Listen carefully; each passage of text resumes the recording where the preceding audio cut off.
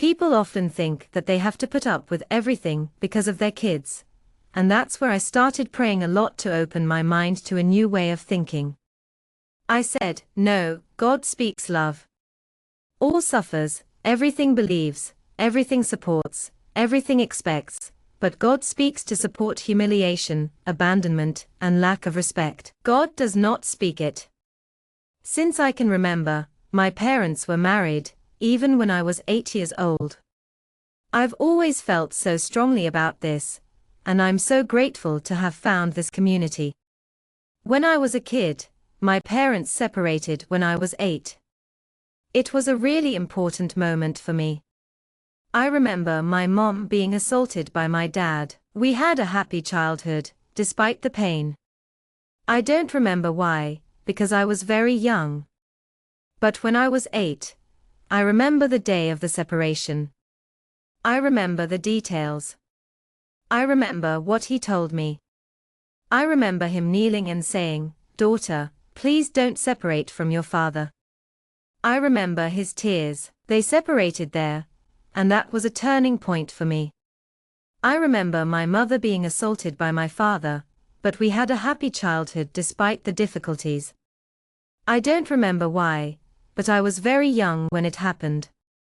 When I was 8, I remember the day of the separation. I remember details, like what he told me. I remember everything he said, and how he knelt and asked my mother not to separate from my father. I remember the tears on his face. My father was my hero. Nowadays, he has passed away, but he was always my hero. I never had a bad dad, because I didn't witness many years of his life. My mother spoke to me anyway. The separation was a turning point, because it made me mature early. My mother ran away from Bahia when I was 8. We grew up there until I was 8. My mother ran away to Sao Paulo. My father was my hero, and I miss him dearly. He passed away a few years ago, but he was always my hero. I never had a bad impression of my dad, because I didn't witness many years of his life. My mother spoke to me anyway. A big turning point was when I went to live with my aunt in Sao Paulo. My mother ran away from Bahia when I was 8. I brought me and my brother to Sao Paulo, a big city where we had to start from scratch. My mother arranged for me to work as a nanny so I could sleep, and my aunt and sister, who were married, took care of me. My mother and aunt had 2 daughters, who are my cousins. I loved them dearly. They were my sister's companions. I was away from my father suddenly, although my mother worked from Monday to Friday. My mother was only on the weekends. I brought my brother and me to Sao Paulo, a big city where my mother had found work as a nanny. It was the only job she had arranged for us. My aunt and sister were kind enough to take care of me while my mother was at work. My aunt and sister were married and had 2 daughters, who were like sisters to me. I was thrilled to have them as my companions. My mother worked from Monday to Friday, and on the weekends, she was only home on the weekends. I believe I went through the same phase. I understand my mother's desire to know about my friendships and dating. Forró was a place where I spent 2 years, from 8 to 10, with my aunt. My grandmother came from Bahia, and I went to Bahia with her because I felt my father and mother were missing me. My mother was not there, but my aunt and sister were kind enough to take care of me. At that time, I was 11 years old. I went through a similar phase today. I understand the phase my mother went through. She wanted to know about the friendships and dating scene of the Forró. I went to 2 years of being created by my aunt from 8 to 10. Then, my grandmother came from Bahia to visit my father, and I went with her. I felt my father and my mother were missing, and I felt missing too. My mother wasn't even living in the same place. She wasn't. Then, I decided to go back to Bahia. I was there and stayed there for 11 years. I came to visit my mother at the end of the year. My brother and I came right from school. I didn't come alone. When I arrived, I was diagnosed with a heart problem. My aunt, my mother, and my grandmother took me to Hospital das Clínicas, where I was diagnosed with. I went back to Bahia, where I had spent my childhood. I was 11 years old when I went back to Bahia to visit my mother. I stayed there for 11 years. I came to visit my mother at the end of the year, and my brother and I came right from there. I didn't come alone. When I arrived, I was diagnosed with a heart problem. My aunt, my mother, and my grandmother took me to Hospital das Clínicas, where I was diagnosed. My brother didn't want to go back to Bahia, where we decided to stay. My mother had already married someone else by that time. By that time, I had already completed 12 years. I did the treatment, and everything was fine. At that time, I met the father of my children at the age of 11. We were children, and I say I was very early, because we played together. I knew that what I felt was more than friendship, and everyone realized when I saw my heart beating faster, and feeling cold in the pit of my stomach. This wasn't normal. I was just a child, only 11 years old. I was a typical teenage girl, and by the time I was 12, I was already showing signs of puberty. The first kiss really happened when I was 13, and he was in school. I was 13, and he was already. I knew that what I felt was more than friendship, and everyone I knew felt the same way. When I saw the heart accelerate, I felt a cold shiver run down my spine. This wasn't normal. I was just a child, only 11 or 12 years old. I was a typical preteen, and by the time I was 13, I had my first kiss.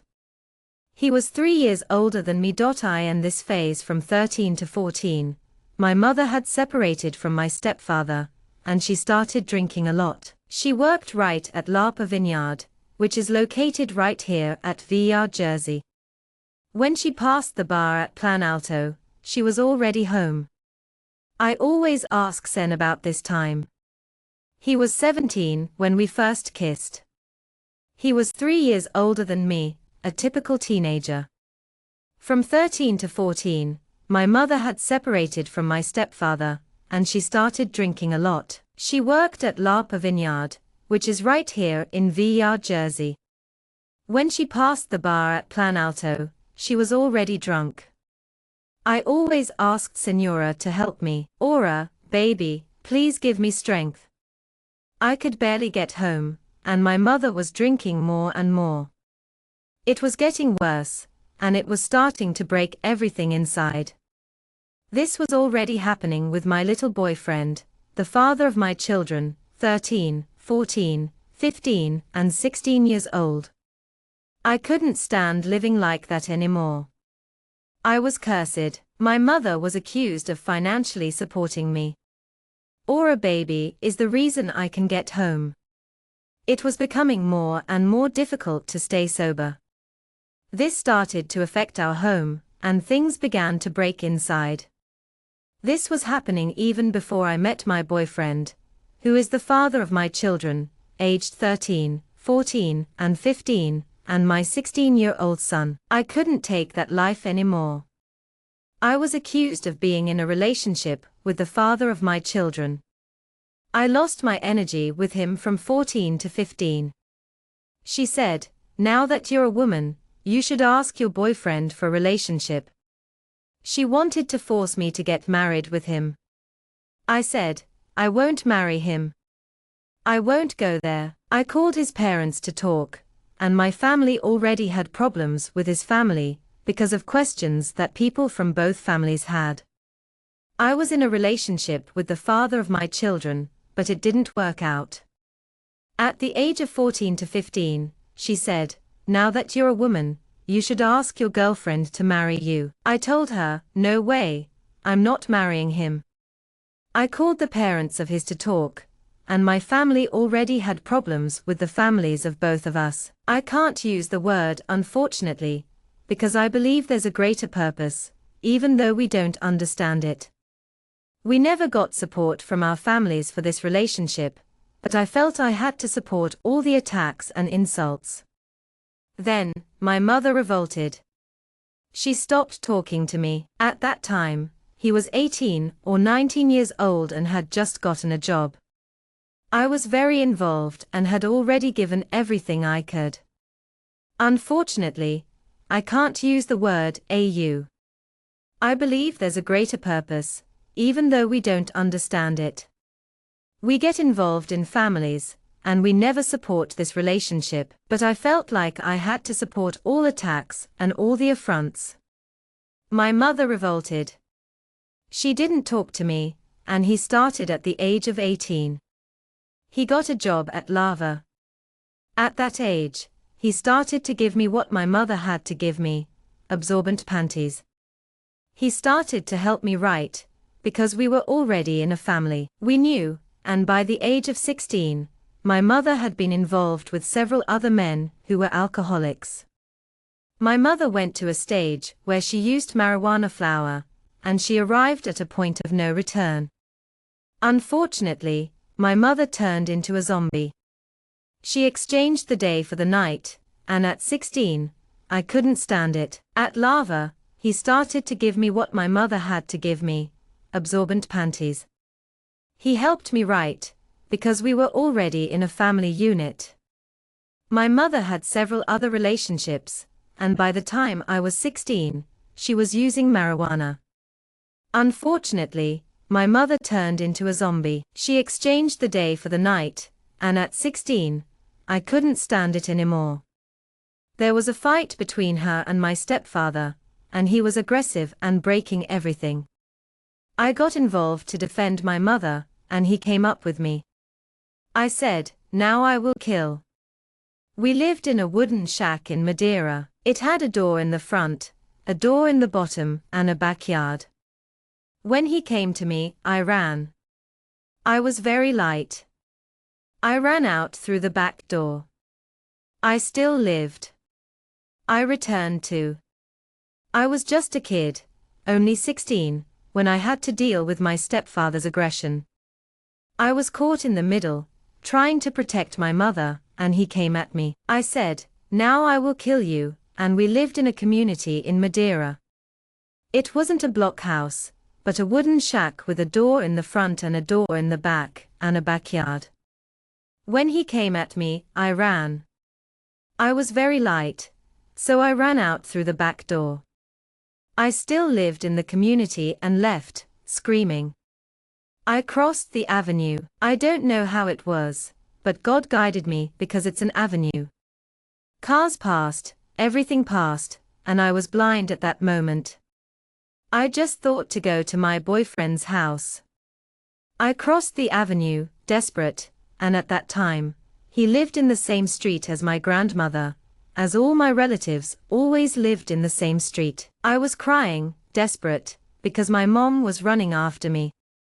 I was living in this community when I had a very traumatic experience.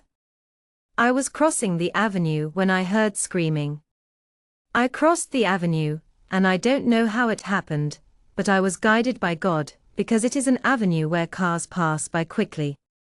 I was blind at that moment. I just thought I should go to my house. My boyfriend was crossing the avenue, desperate, and at that time, he lived in the same street as my grandmother, as all my relatives always lived in the same street. I was crying because my boyfriend was running after me. He wanted to kill me because I entered to defend my mother. My boyfriend was on the street washing the motorcycle and mine when I turned the corner. I screamed, "Help me. He will kill me. He will kill him." He said, "Who will kill you?" I said, "My patrons." When I turned back, I was already around the corner, and he was not intimidated when he saw my boyfriend. I was 19 at the time. I was 16. I had the most awful experience. I was 16, and my boyfriend was 19. We were living with my mother and father. My boyfriend was washing the car when I came home. I yelled for help because I was scared. He said, "Who will kill you?" I said, "My boyfriend will kill me, and I'll kill him." He wasn't scared. He saw my boyfriend and was not scared. He beat him up. My boyfriend had blood all over his face. It was a horror. My brother lived in the same street. He took my boyfriend to the hospital. He said, "You won't come back to your mother's house. You will stay here with my father and mother." I went to live with my mother-in-law and father. My sister-in-law came back there. I was living with my mother. My mother is the best for you. I was still studying there, even though I was only 16. I was a minor, so I didn't work. I only studied at night. It was a horrible experience for me, because I thought my mother's house was where I was being humiliated. I was the worst because I washed there. I always worked as a. I spent a few months living with my mother-in-law. I was 16, still a minor, and didn't work. I was studying at night, and it was a horrible experience for me. I thought my mother's house was humiliating, and I was the worst. I was the only one who washed clothes there, and my mother-in-law always worked as a gate. I had to wash her t-shirts, too. I worked, and I'm grateful that they welcomed me into their house. But they had a sister-in-law of my youngest. If you get along well, I have nothing to talk about, but I'm not mistaken. She was a child at the time, 9 to 10 years old. I took care of her, did what she had to do in the house, because I was her responsibility. I'm so grateful for the warm welcome I received at their house. I'm thankful for the opportunity to contribute to their family, even though it might have been a bit overwhelming at times. I remember when my youngest was a child, and her sister-in-law, who was around 9 to 10 years old, was staying with us. I took care of her, doing whatever was needed around the house, because I was working. I was fortunate to have a stable income, which allowed me to support myself. Besides living with my husband, who was also my boyfriend at the time, I had responsibilities towards my mother-in-law and her husband. I helped with household chores, like cooking and laundry. However, after a few months of living together, I suggested that we separate. I asked him, "Oh, let's separate." No longer works. When I arrived at 11 o'clock, everyone was sleeping. I had to work to support myself, so I was grateful for the opportunity. I had to mature quickly, and I was living with my husband, who was also my boyfriend. He had his own responsibilities, and I had to help my mother-in-law with her husband. I helped make food, wash clothes, and so on. I spent a few months living with her, but I couldn't stand it. I asked him, "Let's separate." It's not working. I studied when I arrived at 11 p.m. Everyone was sleeping. I didn't want to make noise, but I needed to eat. I arrived at 11:10 p.m. They complained that it was a joke, and I couldn't connect the microwave. I ate food cold, but I didn't want to bother because I was at other people's house. I had to dance according to the band played. I talked to my mother and my grandmother, who said that I was trying to make noise, but I understood that he was working. I arrived at 11:11 p.m. and was going to move the pans. They complained, but I couldn't connect the microwave. I ate food cold, not wanting to bother because I was at other people's houses, so I had to dance according to the band played. I talked to my mother and grandmother, who is like a second mother to me. She supported me a lot, helped me a lot too, financially, with clothes, and the things I needed. I got sick to my grandmother's maternal, who always helped me. Finally, I decided to separate. I will go back to my mother's house. I came back home. My mother came back. All nights, drug fight story, sleep that mess, I didn't know what it was to rest. I had to stay awake with her at night because my grandmother was like a second mom to me. She was always there for me, helping me out with clothes and other things I needed. She even helped me when I was sick. But eventually, I decided to move back to my mom's place.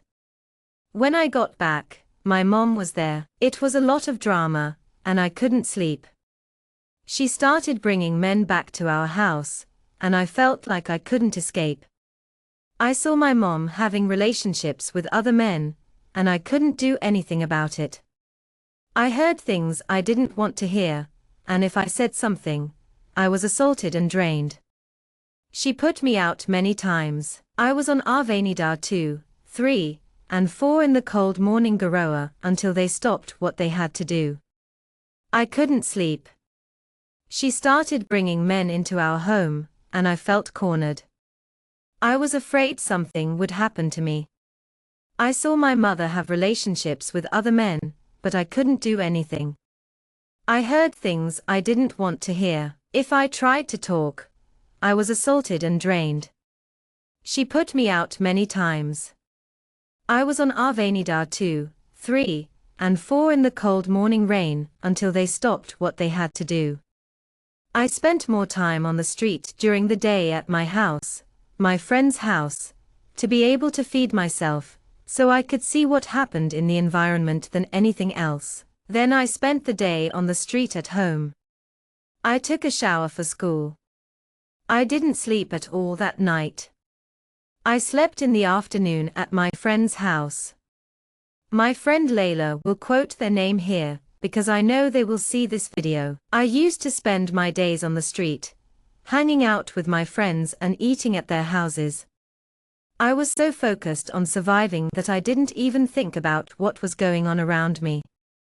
Then, I'd go back home to take a shower and get ready for school.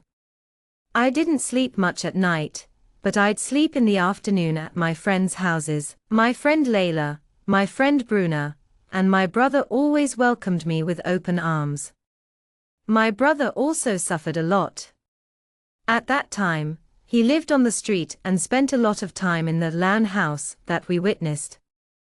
I was a girl, so I witnessed a lot more than he did. He even passed away. We don't know how he did. My friend Bruna always welcomed me with open arms, and so did the families of my friends. My brother suffered greatly during this time. He spent a lot of time living on the street and in the slums. He preferred to live on Rua do Q, where we witnessed a lot. As a girl, I witnessed more than he did. He even came to live with other people, who were not even from our family. I don't know how he passed. We made a wheat flour, water, sugar, fried in oil. This was our food, our breakfast. All the time my mother spent on me was spent on drinking. This made me feel very angry towards her. I spoke to her so that she would speak to me. I didn't want you, but today I understand that she was possessed by evil spirits. I understand that I started to come back to my girlfriend right then, and she became the father of my children because of this. I found a refuge, a welcome, a hug, an affection that my mother never gave me. I thought, I'll get pregnant. I want to get pregnant. Let's get pregnant. I want one. I want a son. I started going back to school with my girlfriend, and that's how I met my future husband. I found a safe haven in his arms, a warm hug, and so much love. I thought, well, if I'm going to get pregnant, I might as well get pregnant now. I want to get pregnant. Let's get pregnant. I want a son. I want a son. But at 19, I was in a tough spot. People said I'd end up like my mother. They said, you won't last long. You'll be a prostitute. You'll be a girl from life. People gave nothing to me or my family.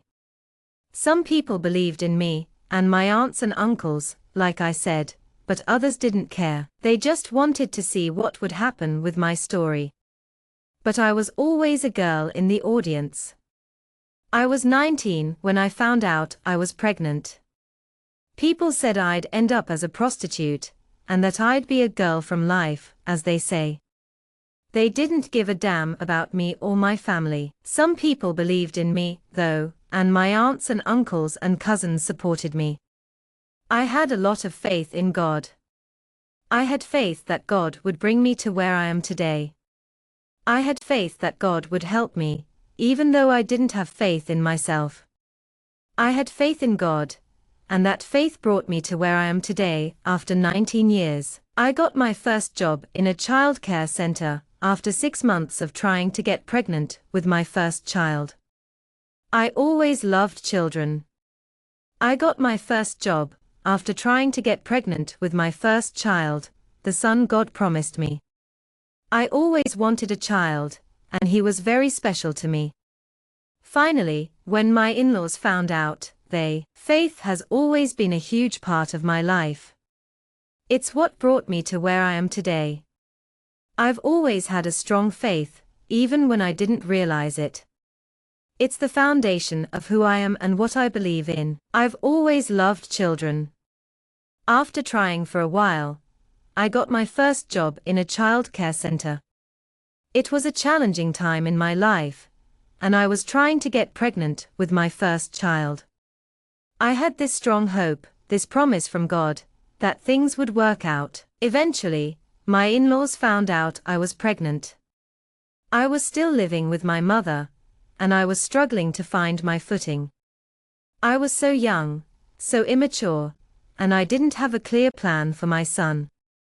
I thought having a child would be a way out, a way to escape my circumstances. I don't know what was going on in my head, but eventually, I got pregnant. I started preparing for my first job, which my ex had already arranged for me in a company. I was pregnant and living with my mother, just like I always had. I was still finding my footing, especially since I was pregnant. I didn't have much maturity, but I was eager to have a child. I didn't think about where I would put my son. I thought it would be a door of escape for me. I don't know what was going on in my head. Finally, I got pregnant and prepared. My first job was arranged by my ex, who also got a job for me at a company. At the time, my mother-in-law and father-in-law called us for a conversation. They had bought a house with the top floor. They wanted to build a house for us to live in. They said, "You can build, just don't want to live there. Don't even create a scenario where your mother lives." Anyway, for me, it was a book. I said, "Phew, is over, right? I'll do my life. I'll be what people say I will be." I cleaned the helicopter at the time. Anyway, my mother-in-law and father-in-law called us for a conversation. They had bought a house with the top. They wanted to build a house for us to live in, but they didn't want to live in it. They wanted to create a home for my mother-in-law. I told them, "Phew, it's over, right? I'll do my life. I'll be what people say I am. I would be everything perfect. I love him. He loves me. I'm pregnant. I will build a happy family, family forever." I worked for 9 months to build the house and a bathroom in 9 months. It was so very fast when I won. I had already changed everything inside. Everything went to Marabras, our greatest joy of the world. I bought furniture, house, and all beautiful, perfect things. My son always had the best. I always worked on the best. I had a really nice time planning everything. I was going to make it perfect. I loved him, and he loved me. I was pregnant, and I was going to build a happy family. I was going to work 9 months to build a house with 2 bathrooms in 9 months. It was so very fast, and I was already changing inside. Everything went to Marabras, our greatest joy of the world. I bought furniture, house, and all beautiful, perfect things. My son always had the best. I always promised myself that I was going to give it, and so that's when my son completed 11 months. My grandfather in Bahia's father of my father had a stroke, and they were always my safe haven of my childhood. Neither did I always speak to my father. My grandparents, right? They were everything for me. My safe haven. I didn't consider that I would see my grandfather. I was 11, I promised myself that I would give it my all, and that's when my son turned 11 months old. My grandfather, the father of my father, had a stroke, and they were always my safe haven. I didn't always speak to my father as a hero, but my grandparents were everything to me. I didn't consider it, but I said, I will see my grandfather, and took my son with me. I was alone with my suitcase and God and my son. My son was not even walking yet. I visited my grandfather in Bahia for 15 days. While I was there, I received a call from my husband. Your husband is distinguishing. Your husband is in the ballad. Your husband is like this. Your husband is Anadu. Your husband has the cousin. I can't quote the name. During this comes away, that, and that was type killing me for inside, and I didn't want to leave.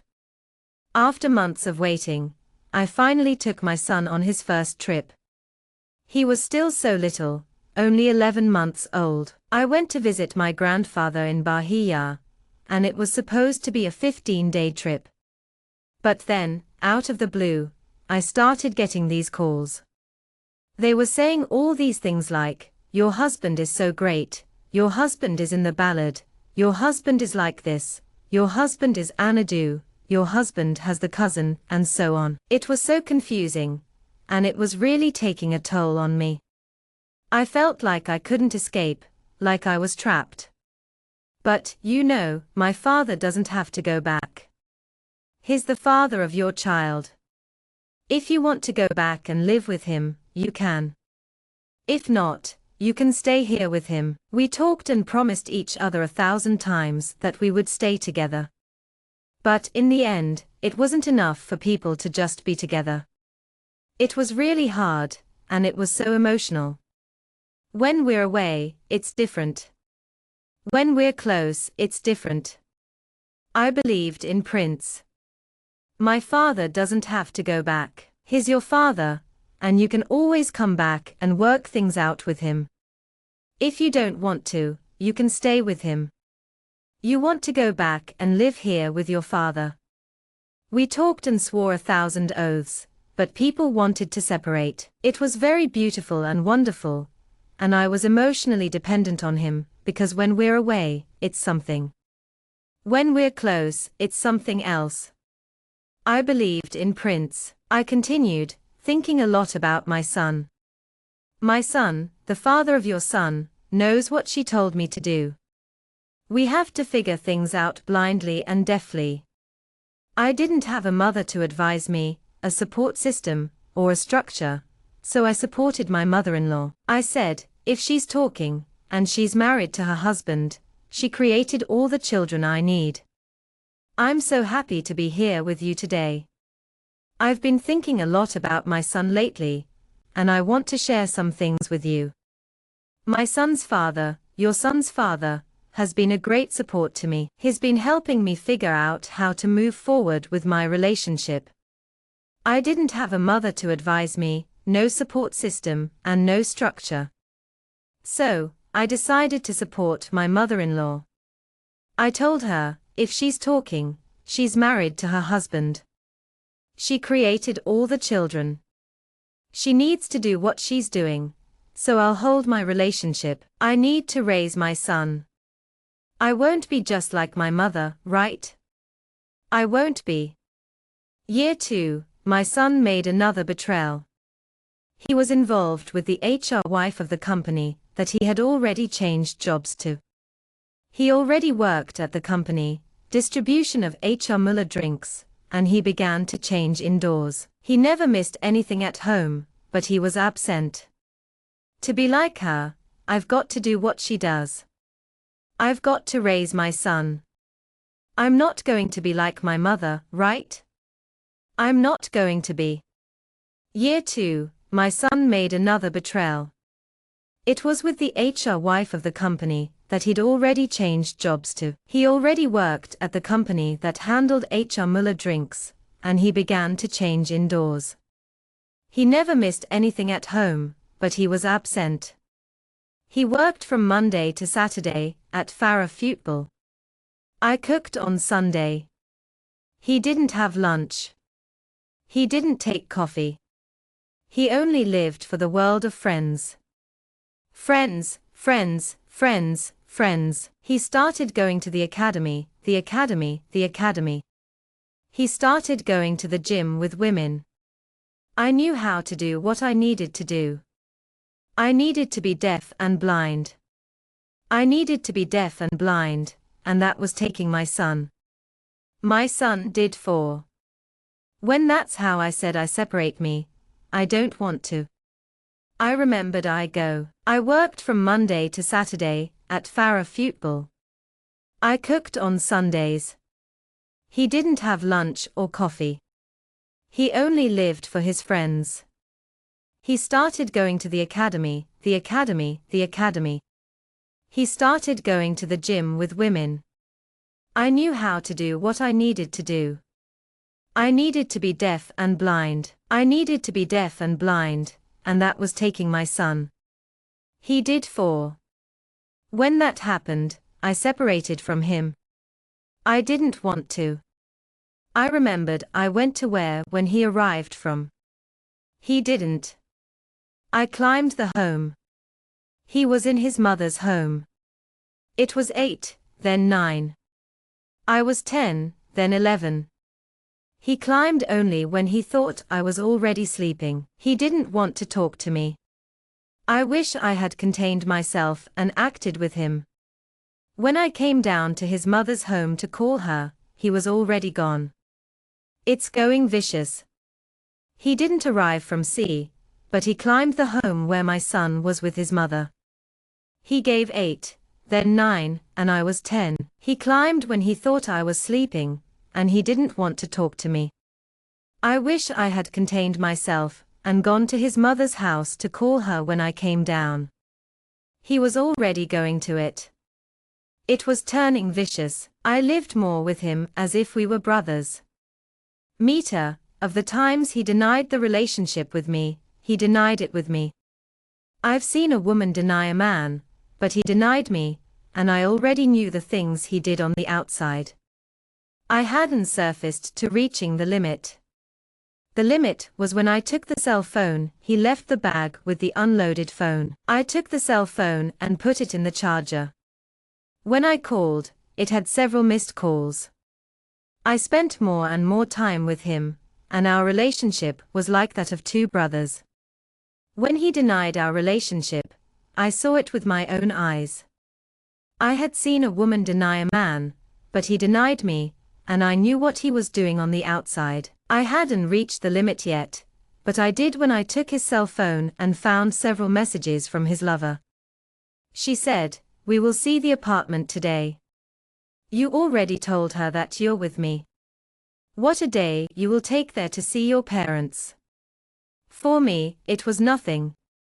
He was planning a separation in my back, and my intention was to separate. I kicked the tent. I said, "If you are going now, you will." There was a fight. My father-in-law was hurt. It was all up in the air, and that confusion, and unfortunately my son in half. Messages from the lover of my husband. Such a day, we will see the apartment. I told her that you're with me, and that you're going to take a day to visit your parents. For me, it was nothing. He was planning a separation, but I was the one who made it happen. I said, "If you are going now, you will." There was a fight, and my father-in-law got upset. It was all that confusion, and unfortunately, my son was in the middle. I said, "I can't do it anymore. Take my things, and I'll go back to my house." "Mother, I came back to my mother's house 4 months later. I got involved with someone else. I started dating someone else there. He came back when he knew I was relating to another person. He was coming not to do it with me. He said, "I love you, let's step on our children." He cried, and that moved me and my son. I said, "Mom, I can't do this anymore. I need to go back to my house." So, I went back to my mom's house 4 months later. I got involved with someone else. I started dating someone else there. He came back when he knew I was seeing someone else. He wanted to reconcile, but I said, "No, we're done. Let's focus on our kids." He cried, and that moved me and my son. "Daddy, Daddy, Daddy, Daddy." My mom came back with her husband because she wanted to be free. I was bothering her. It was in her territory, and we discussed a lot because I didn't accept those things. When I went with my son to her house, it was worse because it is one thing I see, and something else is mine. My son has already had 3 for years. At a certain point, in that environment, my mom got pregnant. "Daddy, Daddy, Daddy, Daddy."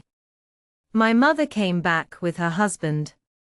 I was bothering her because I didn't want to stay.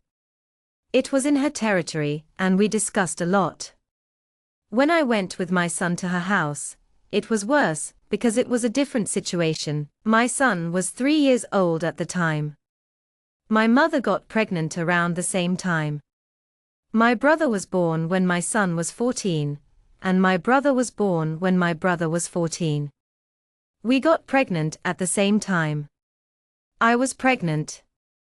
I went to the hospital with her. My brother was born prematurely.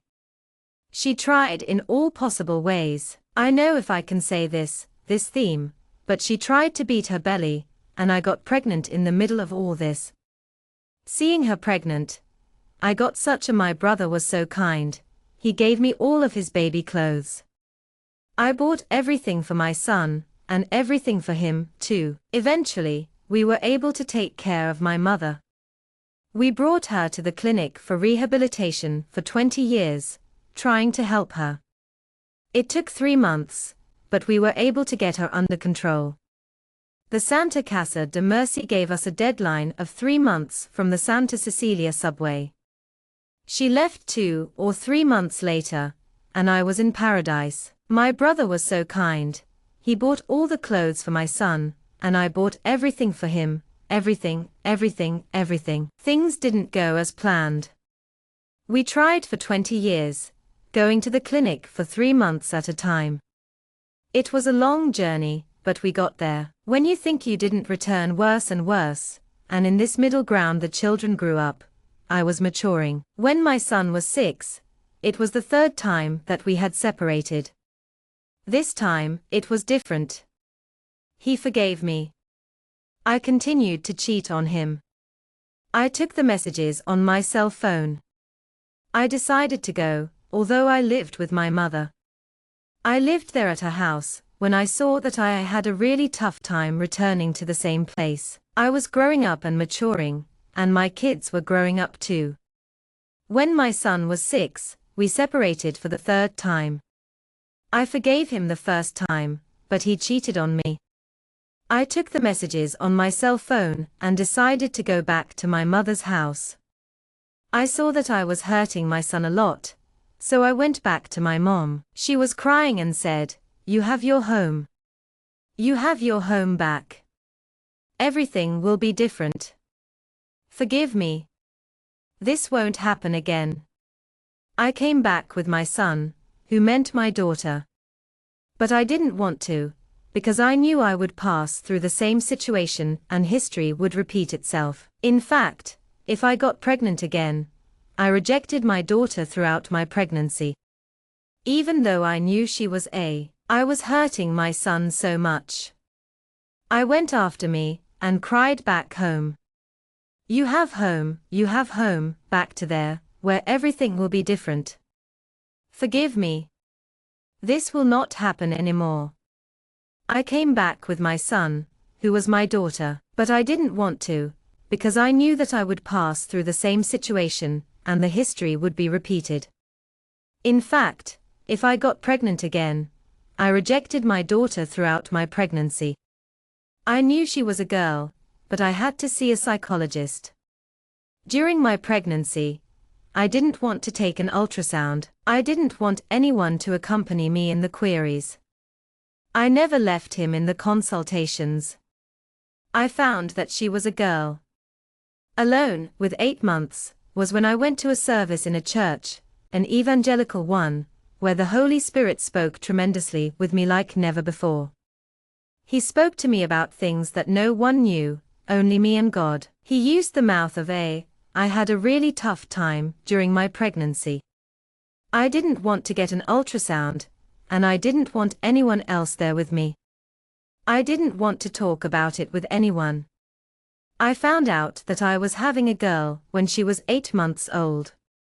That's when I went to a church service with a group of evangelical Christians. It was there that the Holy Spirit spoke to me in a way I'd never experienced before. He revealed things to me that only I and God knew. He spoke through a servant of God.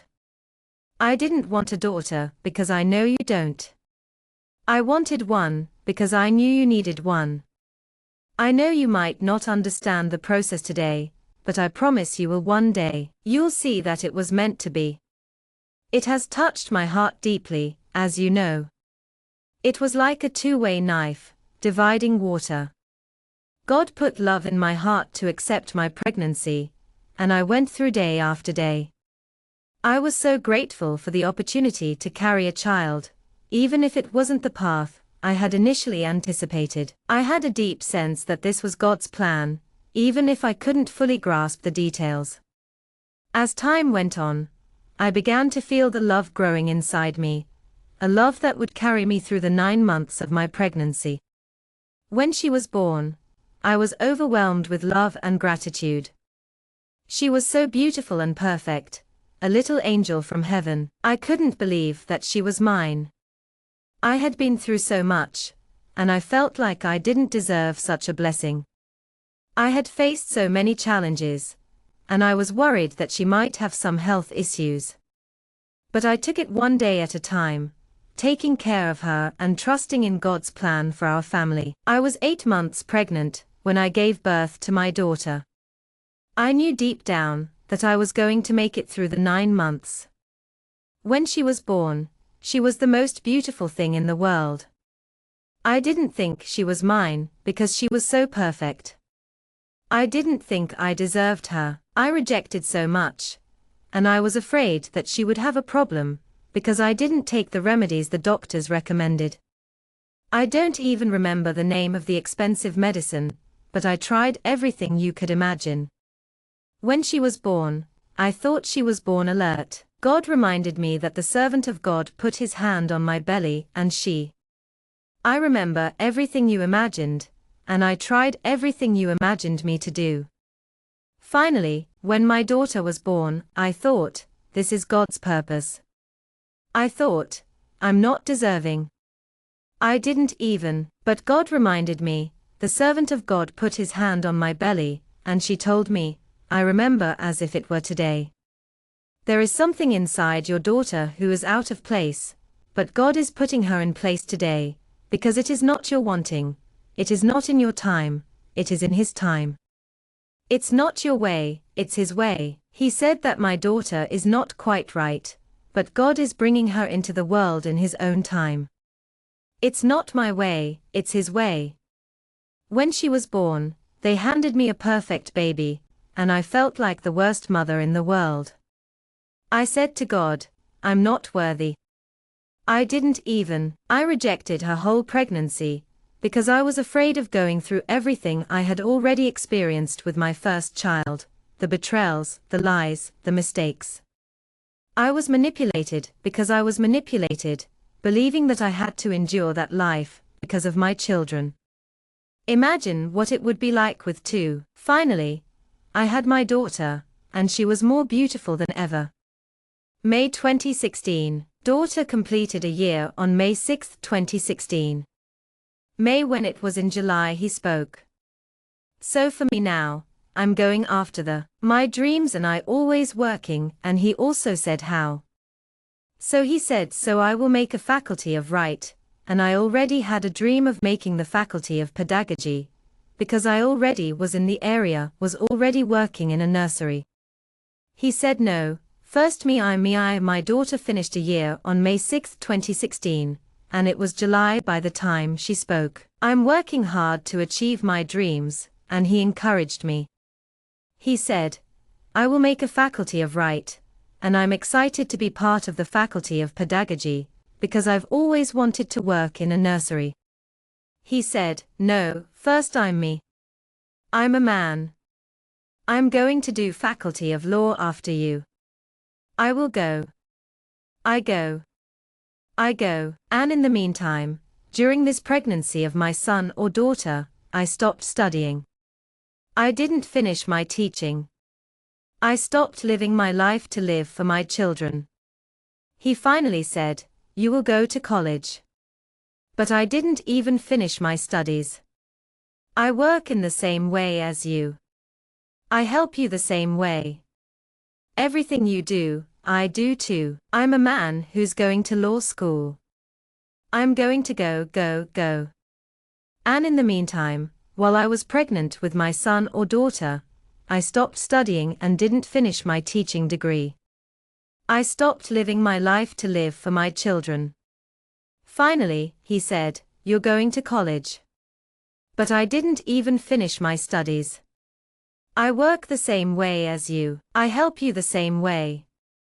Everything you do, I do too. Why? Because I want to win more. I want to be a delegate, and put my dream above anyone else. I said I would take care of 2 children alone, because I work full-time. You already work all night. You will go to college, and then you won't have a weekend at home anymore. He didn't take his son to play ball as much as it led to people going to the mall and buying McDonald's. That's over now. I'm so excited to share my journey with you. I've been working hard to support my family, and I'm grateful for the opportunity to grow in my role as a delegate. I'm committed to my children, and I'm dedicated to providing for my family. My husband is a great provider, and has been a huge support. I've been attending church regularly for about 8 months now, and I'm really enjoying it. I've also embraced Jesus and his message of reconciliation, which has been a meaningful part of my life. I had no idea what a McDonald's mall was, but now I'm excited to see what it's like. In July 2016, my son started college, and I started my college studies. I was so happy for him, and I was happy for me too. My husband is a great provider, and he's a man. At that time, I was already in church, and I'd been going for 8 months. This time, I was firm in the church and accepted Jesus. I had an amazing experience in the church. He was the conductor of the children's group. My husband and I are in the presence of the Lord, my 2 children are growing in the presence of my Lord, and my husband is having college. He works. Amen. Everything will be all perfect. Let's grow the house. We had to buy an apartment and everything else. Anyway, Julius, your college, August, September. He came with a plan. The company will hit silver, hits gold, hits diamond, and he was always I had such a wonderful experience at church. My husband, who is the conductor of the children's group at the Merry Family Me and my husband, is a great man. I have 2 children who are growing up in the Lord's presence, and my husband is a college student. He works hard, and we are blessed. We have a house, an apartment, and everything else we need. Anyway, Julius, your college, August, September. He came with a plan from the company. You hit silver, gold, and diamond, and he was always very ambitious. He knew these people, and he did everything to grow. He wanted to have such a life, and he had the meetings, but he never took me to them. I thought it was strange that he carried the sister and the cousin. I took everyone, but I excuse it. It was the children, and the children will leave with that. But your mother drinks, your mother uses, right? Your mother, Zoara, can't, and nor can you because your mother works. My mother has to sleep early, the meeting ends at midnight, 1 hour before morning. These people are very ambitious and do everything they can to grow. They are always looking to expand their network. I had meetings, but he didn't. I thought it was strange that he was meeting with his sister and cousin. I took everyone, but I'm sorry if it was inconvenient. The children will be staying with them, but your mother drinks, your mother uses, and your mother, Zoara, can't. My mother can't either, because she works. My mother has to sleep early, because the meeting ends at midnight, 1 hour before morning. There's no time to end the meeting. The other day, she had to work. You don't have to go. You won't go. She said it's your husband who presented the flat to my husband at the time, and we had a meeting in my house. I spoke to a woman, but the child can bring the children. My son is also here. I said, I will not. You will also not. I will not. I will not. I will take the children to my friend's house. There's no time to end. The other day, she said that she spoke very early. She said it's your husband who presented the idea to my husband, and we had a meeting at my house. I spoke to the woman, but the child can bring the children. My son is also here. I said, you will, and I will also not. I said, I will not, and I will take the children to my friend's house. Don't take them there. Alf Villa Salon, where the meeting had tambour, was a place with a lot of rich people. I don't go with the kids, who were engaged in hand and another in lap, but in my friend's house, I will. All suspicious arrived there. Some of his college friends had a woman there when I hit her eye. Sismai, with her. We don't with the wrong person. We never sism with the person wrong. Don't take it there, Alf Villa Salon, where the meeting had tambour.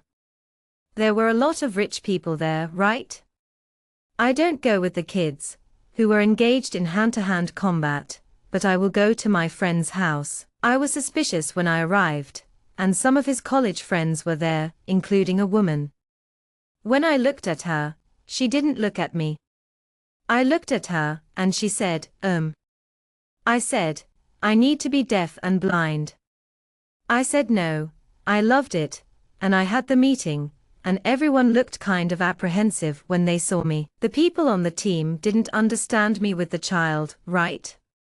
My daughter was a year old and had done little in May, June, and July. At the time, I already said that she spoke very early. When I looked at her, she didn't look at me. I looked at her, and she said, I said, I need to be deaf and blind. I said, no, I loved it. I had the meeting, and everyone looked at me like I was a bit strange. I don't understand why the people on the team don't understand me with my child. My daughter was only 1 year old at the time, and she had done very little. I already said that she spoke very early. At last, I said, I will not start going to meetings. I will start paying for my neighbor to look at my son and my mother-in-law. Someone will have that, and I will start to go. Everyone goes to their wife's meetings, and I can't go because I can't go with you. Your wife, I go there too. He said, so let's buy a kit. I had to pay 2,000, and my little one at the time was selling perfumes. I make the meetings, and you sell the perfumes. At last, I said, I'm not going to start going to meetings. I don't want to be a distraction. I'll just be there for the big lectures, take pictures, and make videos. I want to participate in that. He replied, So you're not going to go to the meetings? Well, I'll just sell the products. I wanted me to stay home and not participate in the meetings. I just wanted to sell. I said, I don't want to participate in the meetings. I want to be there for those big lectures, take pictures, and make videos. I want to participate in that. He made his sister buy the kit and start selling.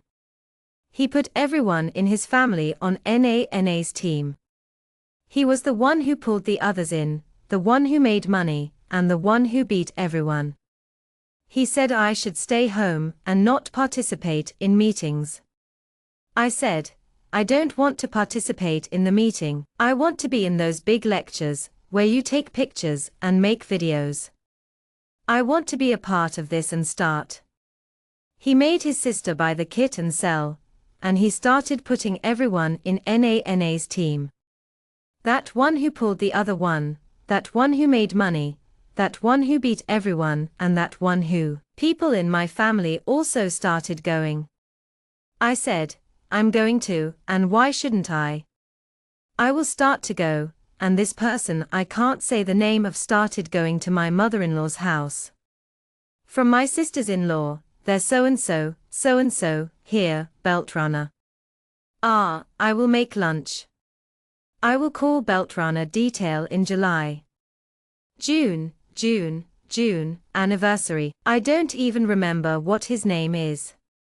My family members started going, and I said, I'm going too, since everyone else is. Why shouldn't I go? I'll start going, and this person I can't say the name of started going to my mother-in-law's house. My sisters-in-law were there, so was Beltrana. Ah, I'll make lunch and call Beltrana in July. June, anniversary. I don't even remember his birthday. Thankfully, we had a birthday party at my sister-in-law's house, because her husband's birthday is in the same month. I spoke to her at the party. I sat next to her and sat down on the other side. If I didn't say, sit here, I don't bite. I can't sit here, I already said something wrong. There is something there. Look, play. I said. Not when. On October 14th, September, I had a birthday party at my sister-in-law's house.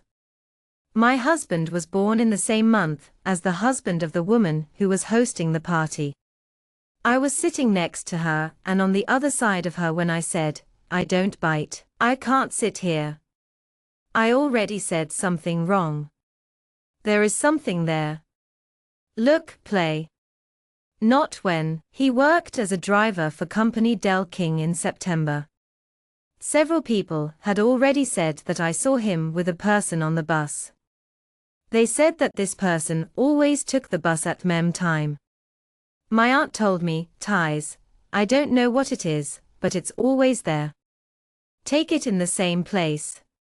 Descend in the same place. Open the eye. Opens the eye. I will be there, my God and I. It was October 14th, September 14th. He worked as a driver at Company Del King, and several people said they saw him with someone on the bus. This person always took the bus at MEM time. An aunt of mine told me, I don't know what it is, but it's always there. It takes the same route, gets off at the same place. I will be there, my God and I. I started following the person on Facebook. It was going to start enjoying my photos. We started talking to each other.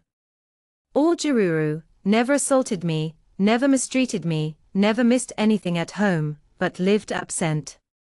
People finally asked Del's accounts, because we will expand the business.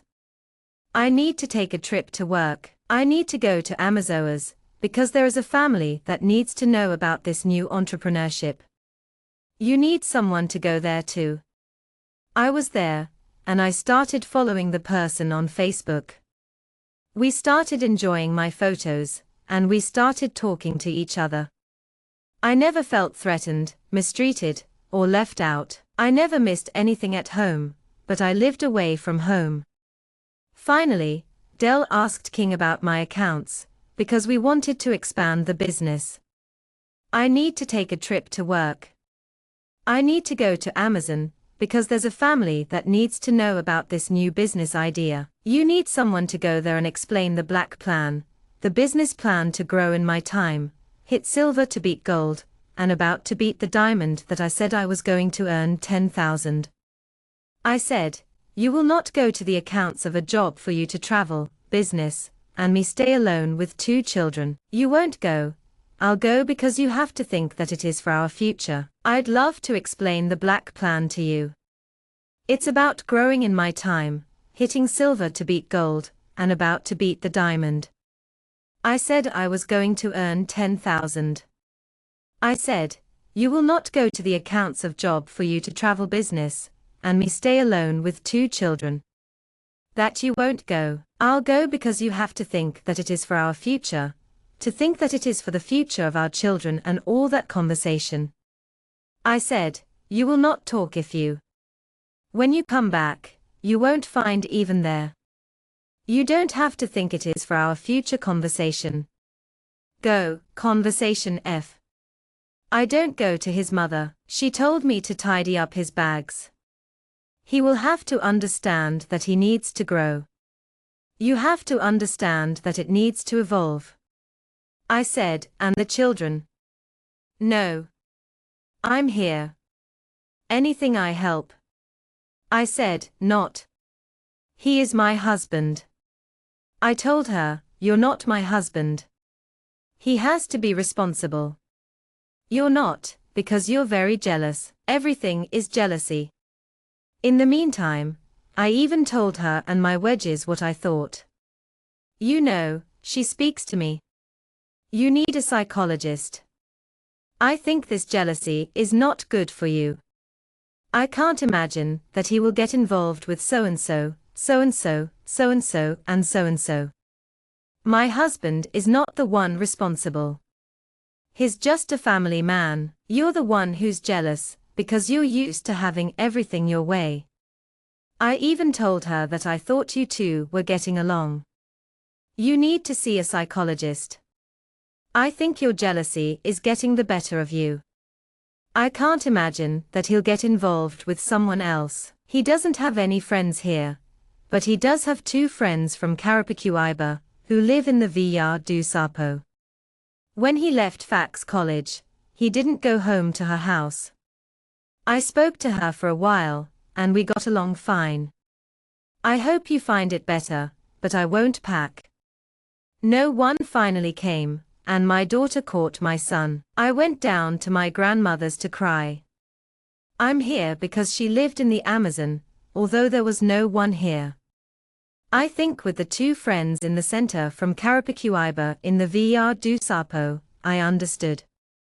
When he left FAC's college, he didn't go home to her house.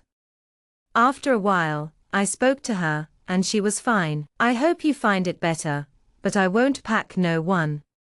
Finally, I took my daughter, caught my son, and went down to my grandmother's. I went to cry to my grandmother. I went to the airport to catch my son. He was already gone, and everything was done. He made the suitcase and he traveled. I saw it, but I didn't even see it. He took a picture in the airport and posted it, and she also took and posted from the same angle in the same place. I said I hadn't. They are going to work, because it is. They put her on a pedestal, because she was the family. To my dear grandmother, I'm writing to let you know that the suitcases and the passages have already been purchased. They were purchased from him and her. Everything was taken care of. He made the suitcase he traveled with. I saw it, but I didn't even notice it. He took a picture in the airport and posted it, and she also took and posted a picture from the same angle in the same place. I said, I didn't have any. They are just going to work, because they are. They put her on a pedestal, because she had a plan for him, she who revolutionized him and gave him a chance. I was trying to destroy the dreams and plans of him. I couldn't do that. If he travels, travel, amen. I started to post on Instagram and Facebook. She posted a picture of him, but he didn't post anything. She posted a picture of him, and if she posts, he was also a beautiful day. She posted a photo of me wearing glasses. I remember looking in the photo today, and seeing something. At this time, I saw something in this photo. I had a plan for him, but I couldn't do that. I wanted to destroy the dreams and plans he had. I couldn't do that. I started to post on Instagram and Facebook. She posted photos of him, but he didn't post anything. She posted a photo of him, and I posted one of her. I remember that day, when I was wearing glasses and looking at the photo. I saw something in it, and at that time, I called a friend of mine to stay with me at my house. I looked at the photo and said, "Tati, look at this photo." I said, "Tati, look at this photo." She, who has a friend, said, "There is something in this photo." I said, "Tati, I didn't talk about it. Look at nothing." I clicked on the screen, but it wasn't even in zoom mode. When I clicked on it, it was in zoom mode. I called a friend to stay with me at my house, and I looked at the photo. I said, "Tati, look at this photo of a friend." I said, "There's something in this photo." I said, "Tati, I didn't talk about it." I clicked on the screen, but it didn't even zoom in. I clicked on it, and it zoomed in. I looked at him in her reflection in a waterfall, and there was nothing else but them both.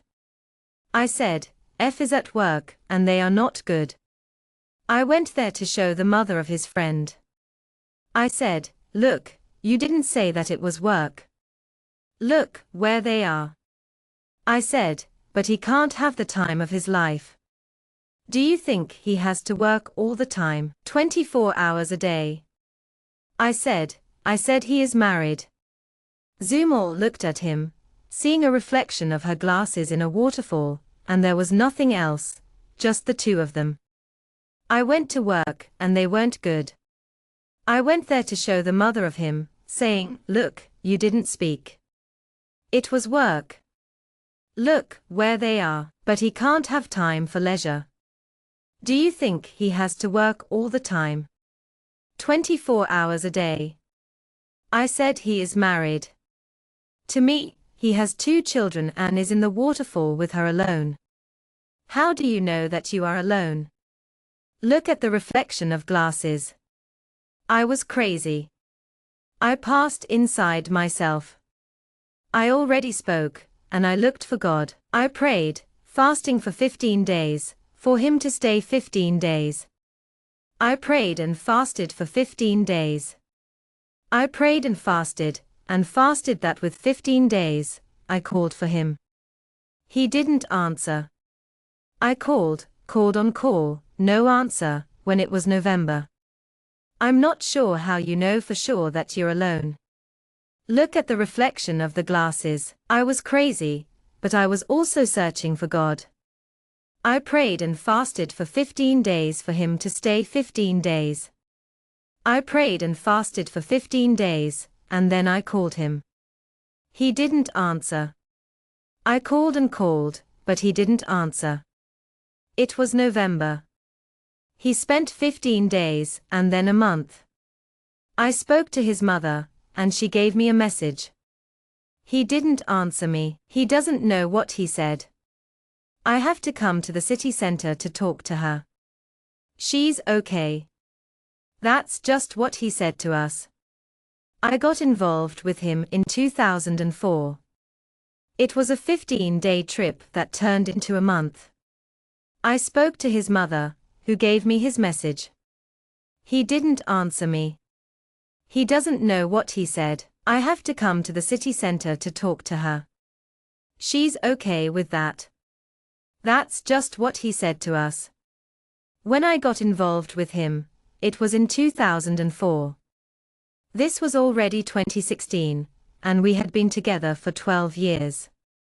I posted a picture of us on Facebook, and I wrote a text to my husband, who is the father of my kids.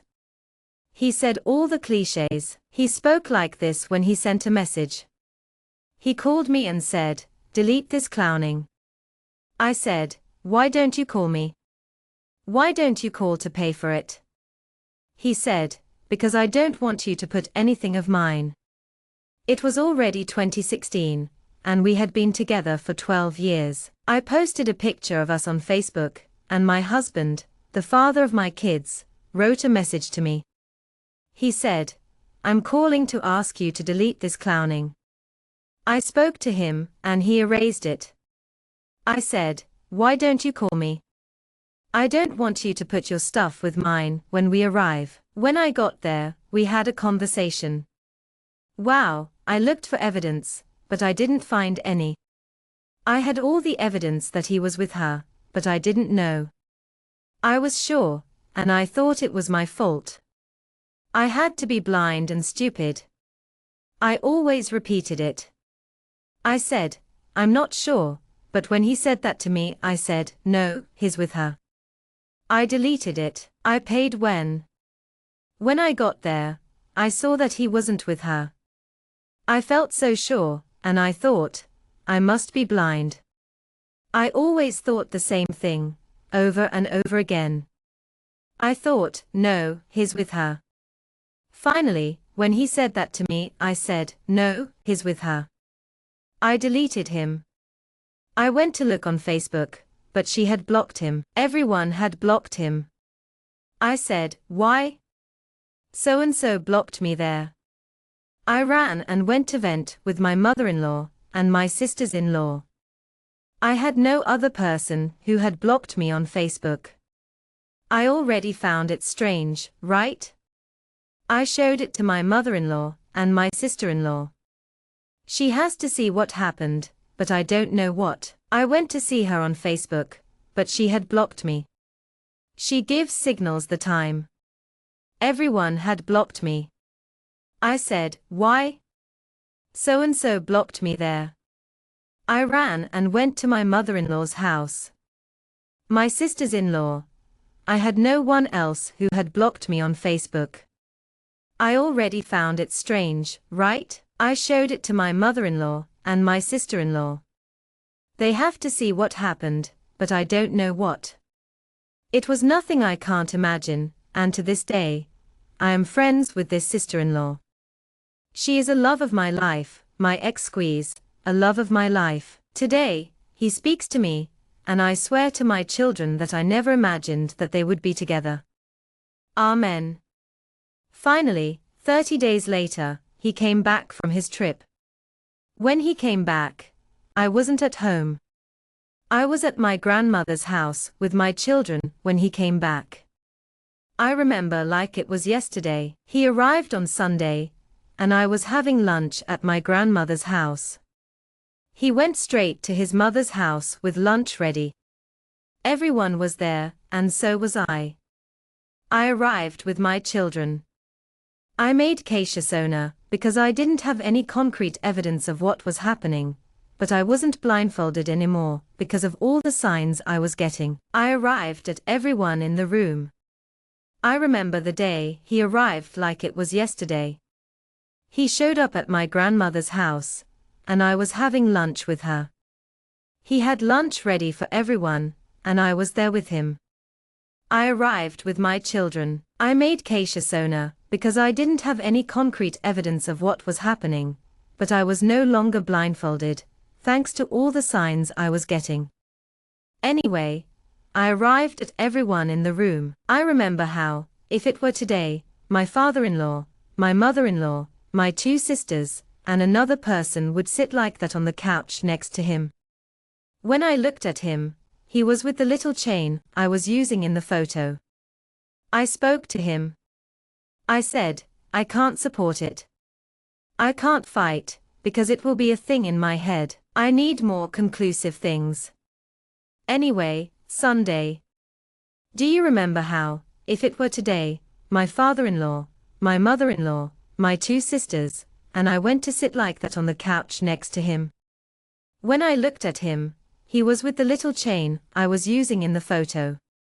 I spoke to him, saying, I can't support it. I can't fight, because it will be a thing in my head. I need more. I need conclusive things. Anyway, on Sunday afternoon, he arrived. He didn't even care about my daughter and my son the way he was. He stayed there, and it was 7 o'clock at night when I said, let's go home. He doesn't. Then I said, hours, you stayed 30 days. We need to talk. Many things happened in 30 days. I need to tell you how your children stayed as we passed. That happened. You need to tell me how your work went. We go talking. She only did it. After he arrived, he didn't pay much attention to my daughter or my son. He stayed there until 7 o'clock at night. I said, let's go home. He didn't. I said, I'll go home. You stayed for 30 days. We need to talk. Many things happened in 30 days. I need to tell you how your children stayed as we passed by. You need to tell me how your work went. We go talking. She only did it to him. Oh, and me talking to him, looking at her, and everyone very unnoticed, only that I was not unnoticed when I said, let's go up a little more. She did like this. Then I looked and said, so I will go up 10 minutes. You go up, because we need to talk very seriously. You climbed. Not even he and I went up there. I cried. My son was 7 years old at the time, my daughter was a year old. To him, oh, and me talking to him, looking at her, and everyone very unnoticed, only that I was not unnoticed when I said, let's go up a little more firm. She did like this. Then I looked and said, so I will go up 10 minutes. You go up, because we need to talk very seriously. You climbed, not even him, and I went up there. I cried, cried. My son was 7 years old at the time, and my daughter was a year old, and little, and I cried, and Mom is crying. Why do I nothing, son? Go down there and stay with your grandmother. I cried, crying. I sought strength from where I didn't have it. I said, God, as I will bear. I already know. Everything is already everything, very clear. Just that I couldn't go down there, give a crazy break. Everything curse hit everyone, because it was a family of him. I was alone. I was unprotected, and I thought of my children. If I can't, little, and I cried, and so did Mom. Why don't I do anything? Son, go down there and stay with your grandmother. I cried, seeking strength from an unexpected source. I said, God, I will bear it. I already knew. Everything was already very clear. I couldn't go down there. I couldn't go there. I was alone, unprotected, and I thought of my children. If I can do this, God will help me. God, pray to God. God gives me strength. God help me. God help. When it was some 11:30 at night, his mother called me. Ty answered her. My eyes were so swollen from crying. I said, hi, she spoke. Get down here, bring the child there. I told her what she said to you. Go there with so-and-so. Almost, so-and-so. I said, but there is where it goes. At around 11:30 at night, his mother called me. I was so upset that my eyes were swollen from crying. I told her, hi, Mom. I'm fine. He just wants to talk to you. I told her what she said to me, go there with so-and-so. Almost, speak to so-and-so. I said, but there is where it goes there. As soon as I went down, I was so manipulated that I did exactly what she said. I was talking to the children.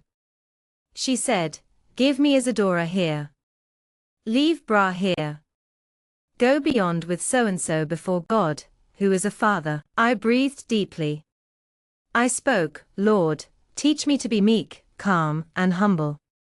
Meek, calm, and humble, man. I calm down and humble, only that I had a feeling for him. I could not deny that I had. I had been with a lot. As soon as I got in the car, the woman started walking. I was so affected by what she said that I did exactly what she asked. I told her, "Isadora, stay here. Leave Bra here. Go beyond with the so-and-so before God, who is a father." I took a deep breath. I said to the Lord, "Teach me to be meek, calm, and humble." Meek, calm, and humble, man. I calm down and humble myself. I can't deny that I had a feeling for him. I had experienced a lot of anger and hatred, but he had feelings, too. I said, "I'm going, and I'm me, and she is 11:30 p.m. We went to her home, and she didn't look at me. She talked to me, and I looked at her rearview mirror. I spoke to him. I played with him. I laughed, but inside, I had so much. I played with him, and I said things to him to awaken him, because she had a reaction. She had a reaction, and I saw it. I saw as much as I felt, and the good Holy Spirit was always speaking with me, calm and collected. I said how it was. Then you had many prospects, as it is. People, you don't talk. How was it inside, wanting to sneak the two to spot the two, but always calm? We went, and she looked like this by the rearview mirror, and I looked at her by the rearview mirror. She was sitting behind, and she snorts behind. I was the one who was supposed to snort, and she was the one who snorted because I thought I was right. I thought he was already on his way, that he was going to arrive with the stick and live happily ever after with her, but it didn't work out. So, we left her at her house, and when we were on our way back, I saw him turning off his cell phone. I thought, why? He had his phone, because she was going to send a message. She was going to send a message, talking, fighting, charging something, she would. He ended the call and I went back to my place. We got there around midnight. I was feeling angry and full of hatred on the inside, but on the outside, I looked beautiful and wonderful. I took the kids to my home and talked with them there. I was tired, so we slept from Sunday to Monday. On Monday, he woke up early and left. He had asked for the company accounts and the meetings. He wasn't there all day, but he was always available to meet with the team. I was going in this environment term, and my team understood when I woke up that I was no longer with them. I also got off the company that I worked for, so I was just taking care of my children and my home. My life revolved around church, my house, and my children. He was a kind and devoted husband to my children, and he had no other life. I walked just like a lady of 60 years. I was from the assembly, and I followed the customs and doctrines of the assembly. I'm doing well taking care of myself. I just took a shower and put on some clothes. At the time, I was weighing 83 kilograms. My daughter was a baby, and we didn't back the body as soon as the child was born. I was really struggling with my self-esteem, and she was younger than I understood at the time. I was 25, and she was 21 or 22.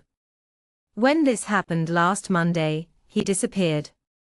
He turned on as usual, didn't answer, and didn't send a message.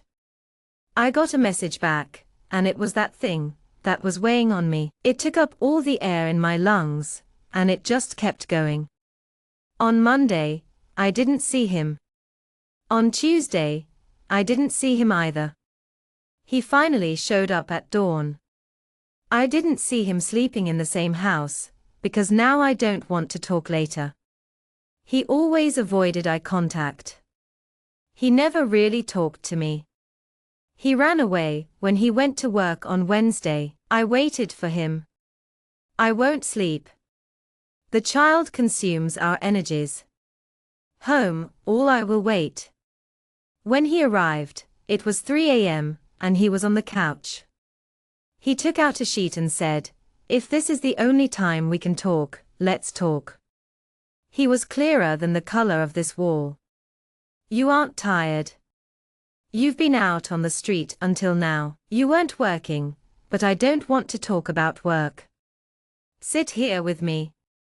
I was already determined to separate. I said, "God, I don't accept this. The people have a. I can't help but feel a sense of urgency when I think about how we have to put up with everything because of our kids." I prayed so much that God opened my mind to my spiritual perspective, and I said, "No. God speaks love.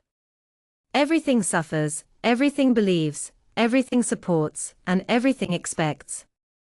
But God speaks to support humiliation, abandonment, and lack of respect. God does not speak this." I said, "God, I go to a living God, and what is in your word is not what I'm living. It's wrong, and I don't accept it.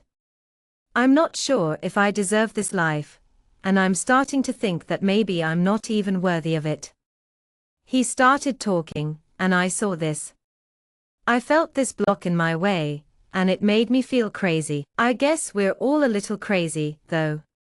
"You said you didn't, but I think you're crazy." I said no, but I misunderstood. I saw that I didn't understand, and I'm not sure if I'm crazy or not. I remember his tears, and I think it was. I've never seen a tear like it in my life. He was lying on my couch, and it was like he was singing to me. I sat on the end of the sofa, right next to the door from the children's room.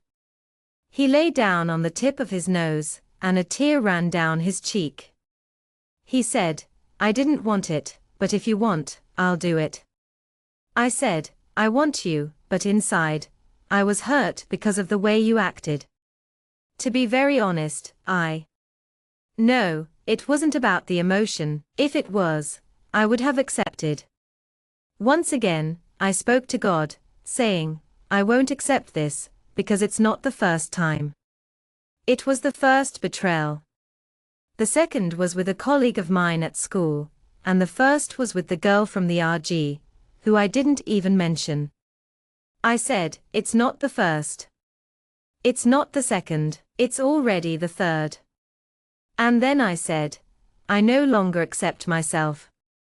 I spoke to myself, saying, I came to terms with what was painful, accepted that suffering was inevitable, and let go of whatever had to be let go. But you know what? Everything eventually changes. I did talk to him on Wednesday, and even though he came to me that same night, I let him go. I gave him everything when it all ended. I told him, "Last time, you never touched me. You won't ever again. I knew what you did in those 30 days you were in the Amazon." The other day, I turned to the side and slept. When I woke up, he was gone.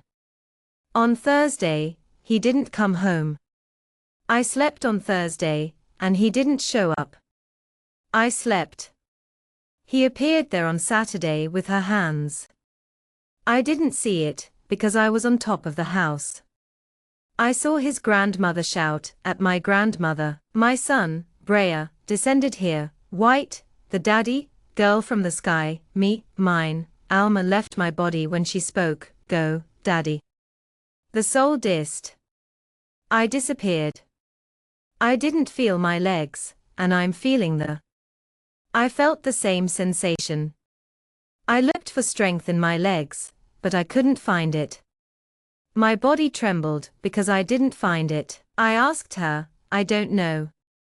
It must be at my friend's house." He told me that he went home to distract his mind from here. Yusuf was what she said.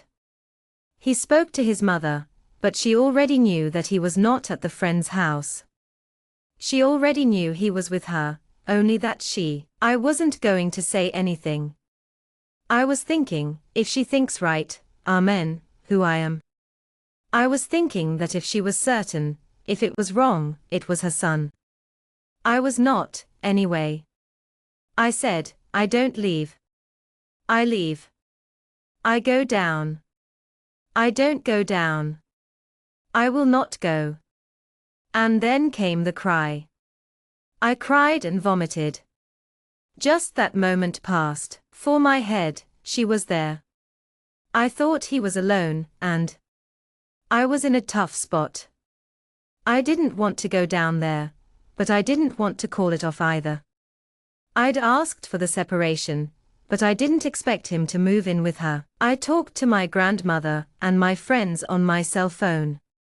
They told me not to go down there because I didn't know what was going to happen. They said it would be a fight, and it would stop. My neighbor next door spoke. He guessed who. Hey, I told him who she was, that friend of yours. He got out of the car, glasses on, hand in hand, and went into his mother-in-law's house. I said hi to him. I don't think I believed it, but I locked it. I think the Holy Spirit caught me there. I didn't have a reaction on the couch. I didn't want her to end everything. I wanted to break the curse. Here I said who she was, that friend of yours. There I got out of the car, glasses on, hand in hand, and entered his mother-in-law's house. I spoke, hi, time. I said, mine. I don't believe I just locked it. Actually, I believe that the Holy Spirit caught me there, on the couch. I didn't have any reaction to get up, because my fleshly desire was for her to end everything, break and curse. It was my desire only that I locked. I couldn't get up, and my little daughter walked in the house, up and down, and my son was already there, underneath, because the grandmother had called. When I gave myself that strength, I had the strength to get up. He was no longer there, and he took my son. He took my son, or my mother-in-law called my son, because he came in the intention of taking the boy. He took him, and after he took him, I went down. I said, I saw where. I was determined to get up, but my little daughter was walking in the house, up and down, and my son was already there, underneath, because the grandmother had called. When I gave myself that strength to get up, he was gone. He took my son, and my son's mother-in-law called my son, because he came in the intention of taking the boy. He took him. After he took him, I went down and said, I saw where. Gran, his father, spoke, but I didn't leave. He takes us, but he doesn't even hit anything like that. He will be visiting as it will be nothing. I call, I read, go call. For him, he never answered me, even when knowing children or sending a message. Now he comes here, picks my son, although I said not her, but you sent him. Although, there I already saw that I already changed. You sent him away. You asked for his separation, and he has the right to get his son the hour. Gran, his father, spoke up, but I didn't leave. He brought us, and he didn't even hit anything like that. He'll be visiting as it will be nothing. I called, and I read, go call. I never answered him, even when he knew our children or sent a message. Now he comes here, picks my son, and although I said not her, but you sent him, although I already saw that I had already changed. You sent him away, and you asked for his separation. He has the right to get his son at the hour he wants. I said that is not so. Anyway, I always left as wrong. I climbed home, took the cell phone and called. I called. Nothing called. I called, nothing when it was Saturday. On Saturday, during the day, it was in Saturday, when it was detailed on Friday. I left with the kids when I came back.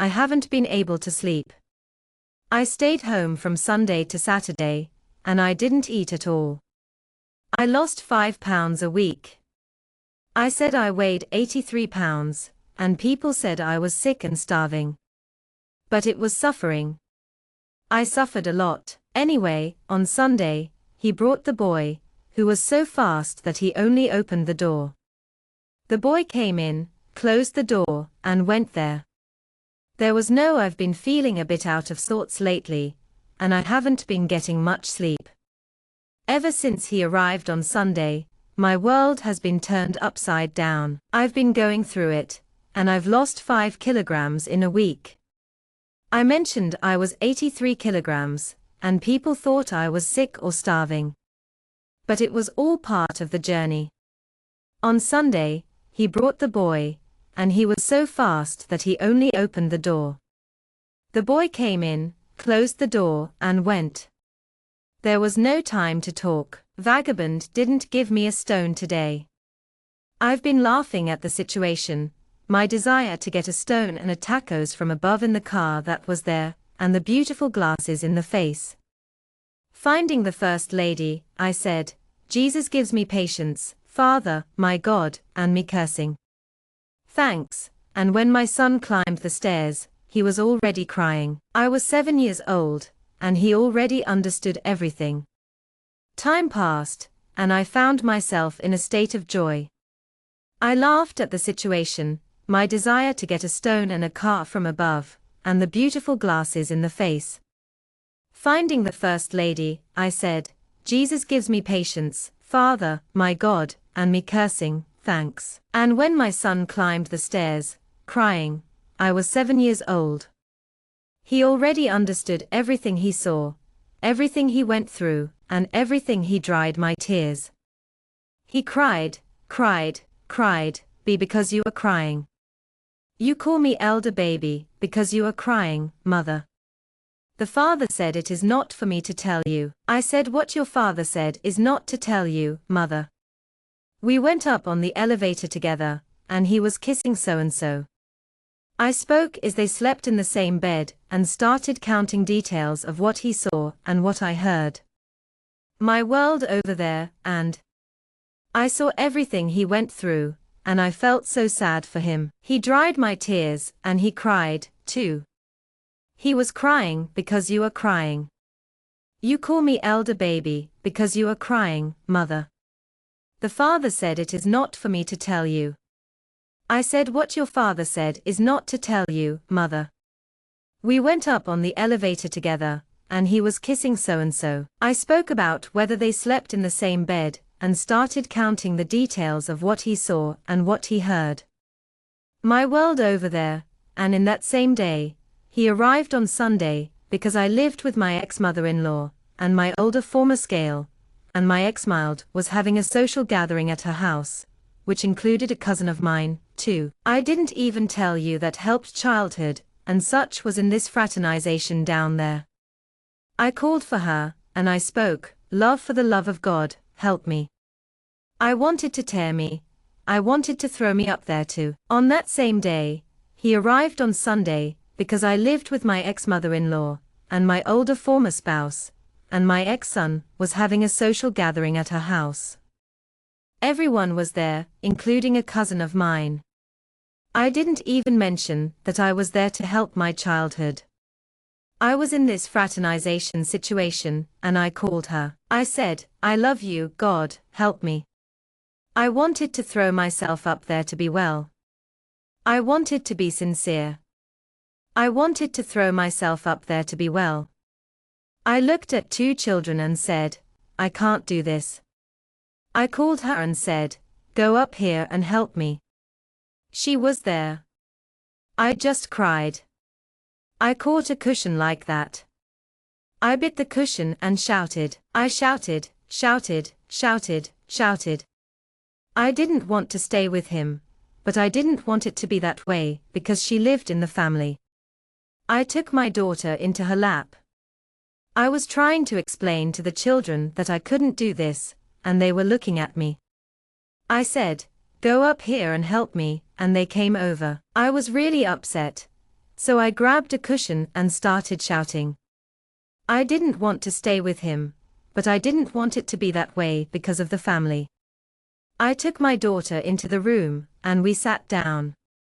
We were drinking tea with other people, celebrating together, and just enjoying each other's company. I said, "How do you feel?" We all want to blame God for everything that happens, but God is not to blame for the attitudes we give him. We have free agency to make our own decisions, good or bad, and I made a decision that had consequences. My son started having problems in school, only sleeping in the classroom, and getting angry when he was going home. We were all getting along, having a good time, and enjoying each other's company. Then, out of nowhere, my son started having problems at school. He was only sleeping in class, getting angry when he went home, and not wanting to be around me. He cried and kicked, so I put him in the car and took him back to my family. I tried talking to the parents, but they didn't understand that my son was missing his dad during the week. They didn't realize that I was the only one there for him. They didn't understand, so they used that against me. His grandmother came back, and he didn't want to be around me.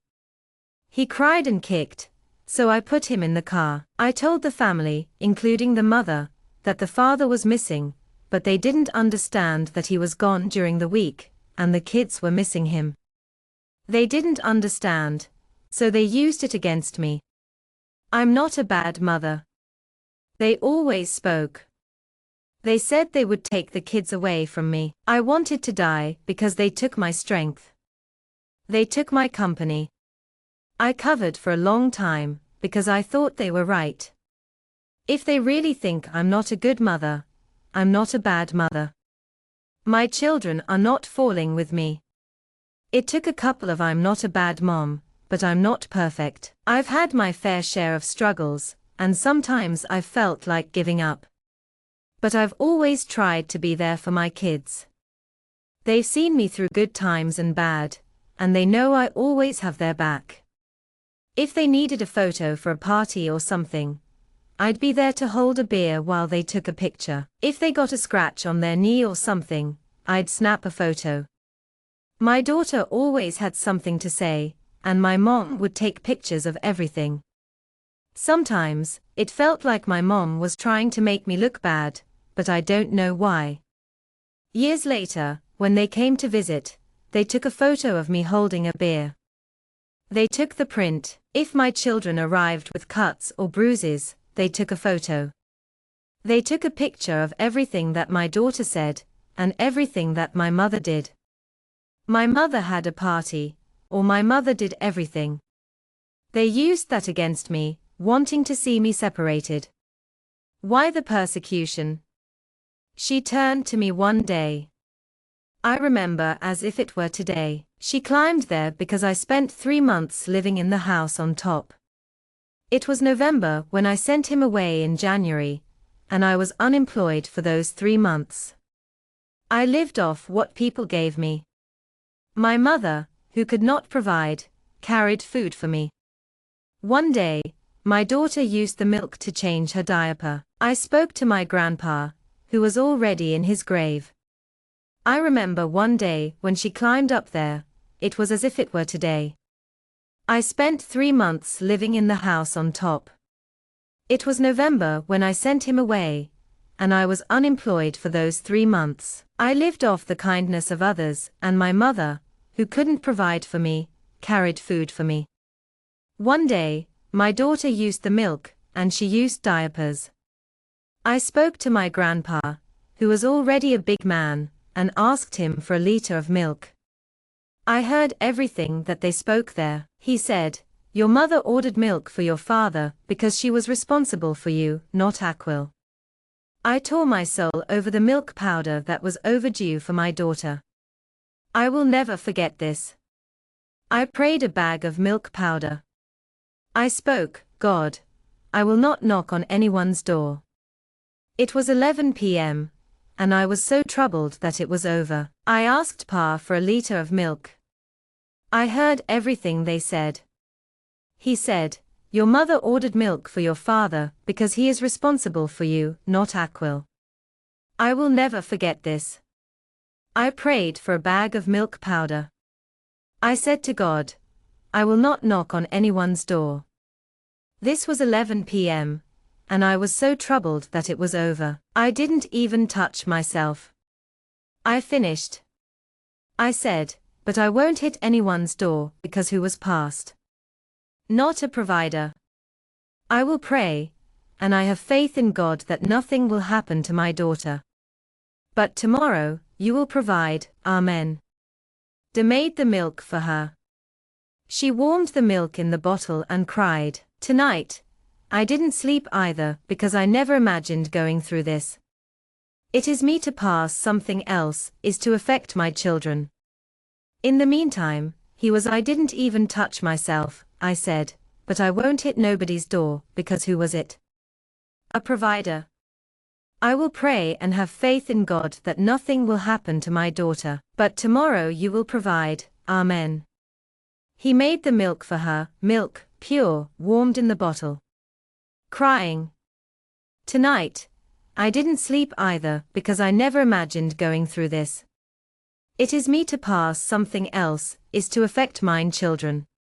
In the meantime, he was living king's life. He passed the other day. I ran in and said to you, you asked for help. My grandmother, no daughter, gave me money. There you will buy no milk box. Ask anything else for anyone to ask.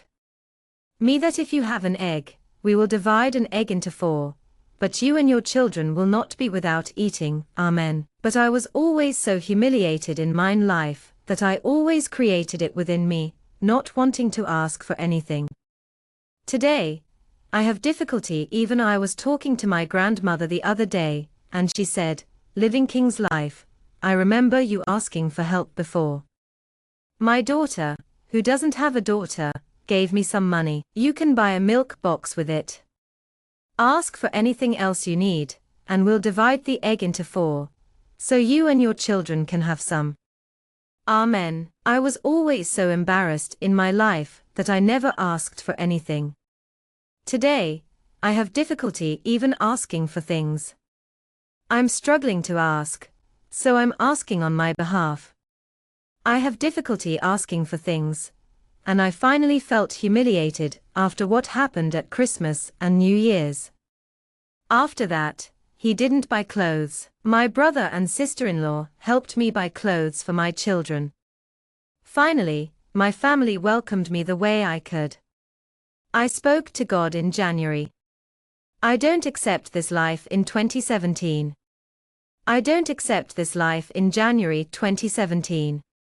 God, I don't accept this life. I would really appreciate it if you could do me a solid and take this to them for me. I'm a bit embarrassed to ask, but I really need your help. After everything that happened over the holidays, I'm struggling to ask for anything, especially since Christmas and New Year's. My brother and sister-in-law didn't buy me any clothes. My family finally welcomed me back in January, and I'm so grateful for their support. I've been struggling to accept this life, especially since 2017 is already here. I don't want to live without enough food or water. The Lord owns gold and silver, and your word says that the Lord won't leave a righteous beggar without bread or his children. My children are my descendants, and I'm being fair. I prayed that on Friday, a friend called me about an interview for a job at my company. She said they wanted me to come in at 10 a.m. for an interview. I told her I'd love to, but I'm not sure if I can. I'm so grateful for the opportunity to live without scarcity. The Lord owns the gold and silver, and your word says that the Lord does not leave a righteous begging for bread, nor does he leave its offspring. My children are my descendants, and I'm being fair. I prayed that on Friday, a friend called me about an interview job at the company where I work. She wanted to come and stay with my children. I told her that the interview was at 10 a.m., and she said it would be. I told her that I would have no one to stay with my children. My mother ran there early. I told her, my mother ran there early. She spoke to me, saying, "For the love of God, do not drink. For the love of God, do not use drugs." I need the lady more than ever. Don't drink. Don't drug you. My children, I need to work. I had no family, no bolsa, and I didn't have anything at the time. I told her, I need to stay with them, not affiliate with them. Until then, I was sober because it was early. To be close to my kids, I went to my mother's early. I said, "Mom, please, don't drink, don't do drugs. I need you." I needed to work. I didn't have a family, and I didn't have a job. I said, "Mom, I need to stay with them, not be involved. Until then, I'll stay sober." It was early, and she was sober.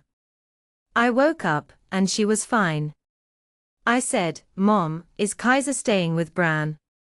"In a moment, I'll be back. In the afternoon, I'll be back, at last." It was God's will, and he had 30 people, and the least experienced was me. I was the first Seder. I used tears. I ran, and everyone looked at my guy. Man, I didn't understand anything.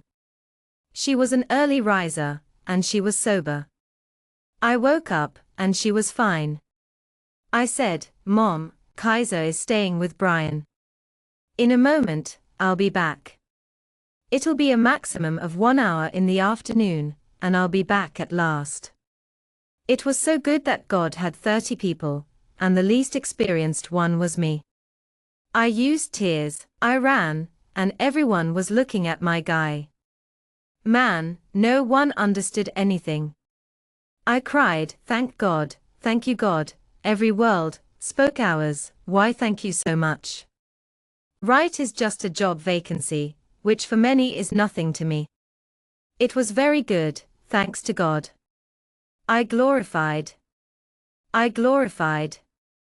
I left anyway. The other day, not the other day. I had to take an admission exam on the 3rd day. I forgot the name you gave, you know the company. Such and went to start on Friday, because it was vacant. It was like this BF on Friday. I was already working and told my mother, "Mom, you need to stay with me this week." When I left, she was fine, but when I came back, she was already in bad shape. I had only my neighbor, who I always talked to take care of her. I will leave with my mother, but you always take a look if you see that there is a fight. Run there and take my children. I needed that. There was no other person, and how was I going to pay someone if I didn't even know if I was going to make it through? I had 3 experiences of this. Anyway, I'll talk about the 15 days I was working now. I was suffocating, but my mother was there with my children. My mother was well when I came back. It was already that way. I didn't suffer many times. I arrived, not even in my mother. I was in the right neighbor. The left neighbor was my aunt. The front was so ping. I had no idea if I was going to make it through. I was going through 3 experiences. Anyway, 15 days later, I was working in a suffocating environment, and my mother and children were back. My mother was doing well, and I was not suffering. I arrived at my mother's house, and my aunt greeted me. I said, "God, but the Lord knows my need. I need you to care for the Lord, and the Lord will take care of you. I need 15 days of work." I did what I could, thanks to God. I always make friends with everyone, and I always go in and out. I was always very humble, thanks to God, and I speak to the Lord if it is a day for me to grow and lose my essence. I always said this I said, "God, I need your help. The Lord knows my needs. I need you to care for me. If you help me, I'll be able to take care of the Lord. I need 15 days of work." I did what I was asked, and I'm grateful to God. I always make friends with everyone. I always go in and out. I'm always very humble, and I speak to the Lord if it's a day for me to grow and lose my essence. I don't grow up. I always said this to the Lord. In short, in case I started working with 15 days, I went to my friend's house during my final week. I got the kids talking. A neighbor arrived, and her conversation was very interesting. I vented with her right away. What I had passed that I couldn't stand it. In the meantime, every weekend he was there with her at his mother's house. I was suffering, and then he went to get the in short.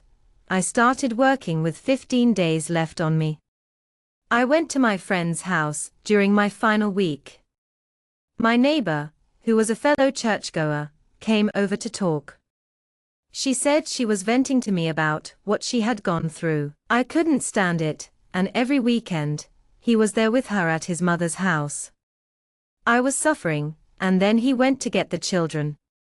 He went with her. She faced me and cursed me. She said on Facebook that I'm a terrible mother, that my children will dirty and stink, and that I'm a terrible mother. She imagined all kinds of things about me. She attacked me in every possible way. I should have attacked her, but I knew the God that would be finally in this environment. Time passed. I left the church. I said I won't go.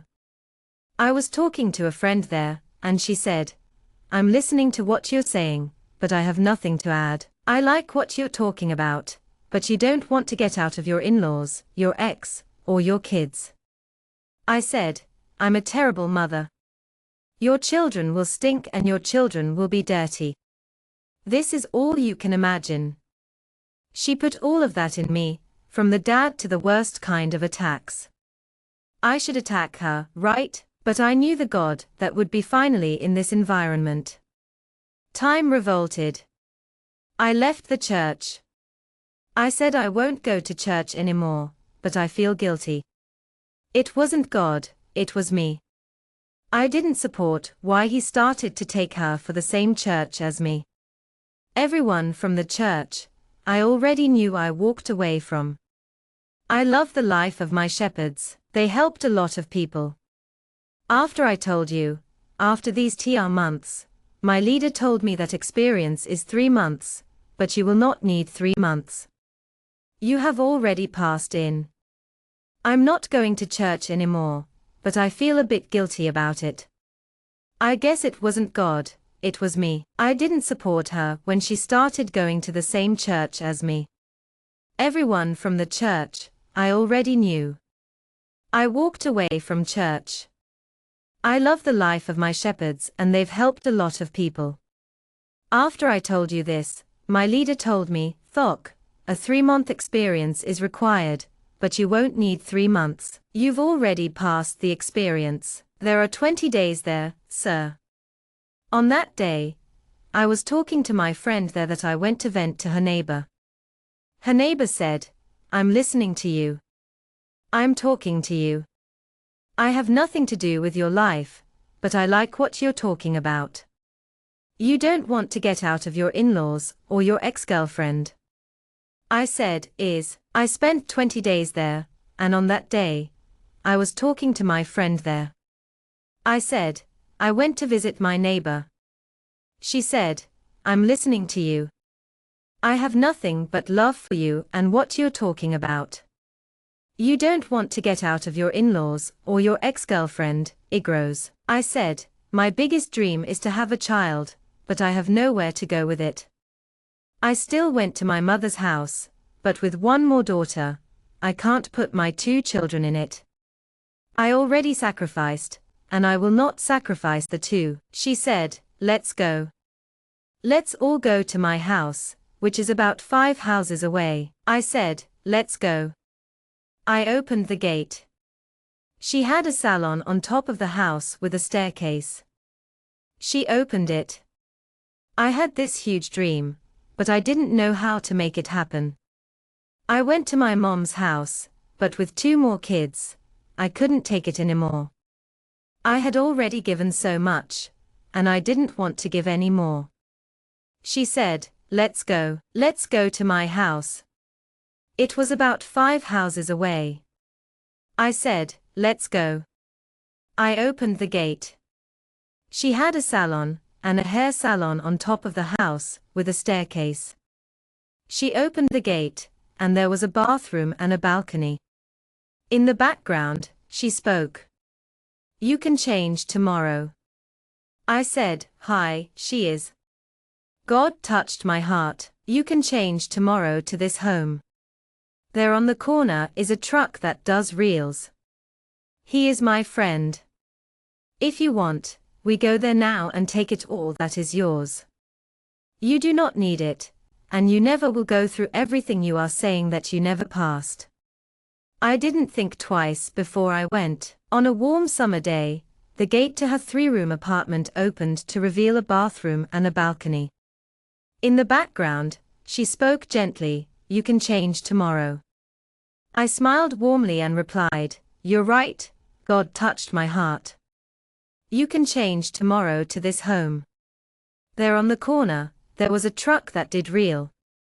He was my friend. If you want, we can go there now and take everything that isn't yours.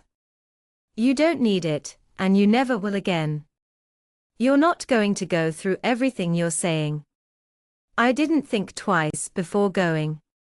This was already 9 o'clock on Sunday night, when it was Monday. I didn't think I would have the opportunity to knock on my door. I would grasp the moms and the feet I needed to leave that place.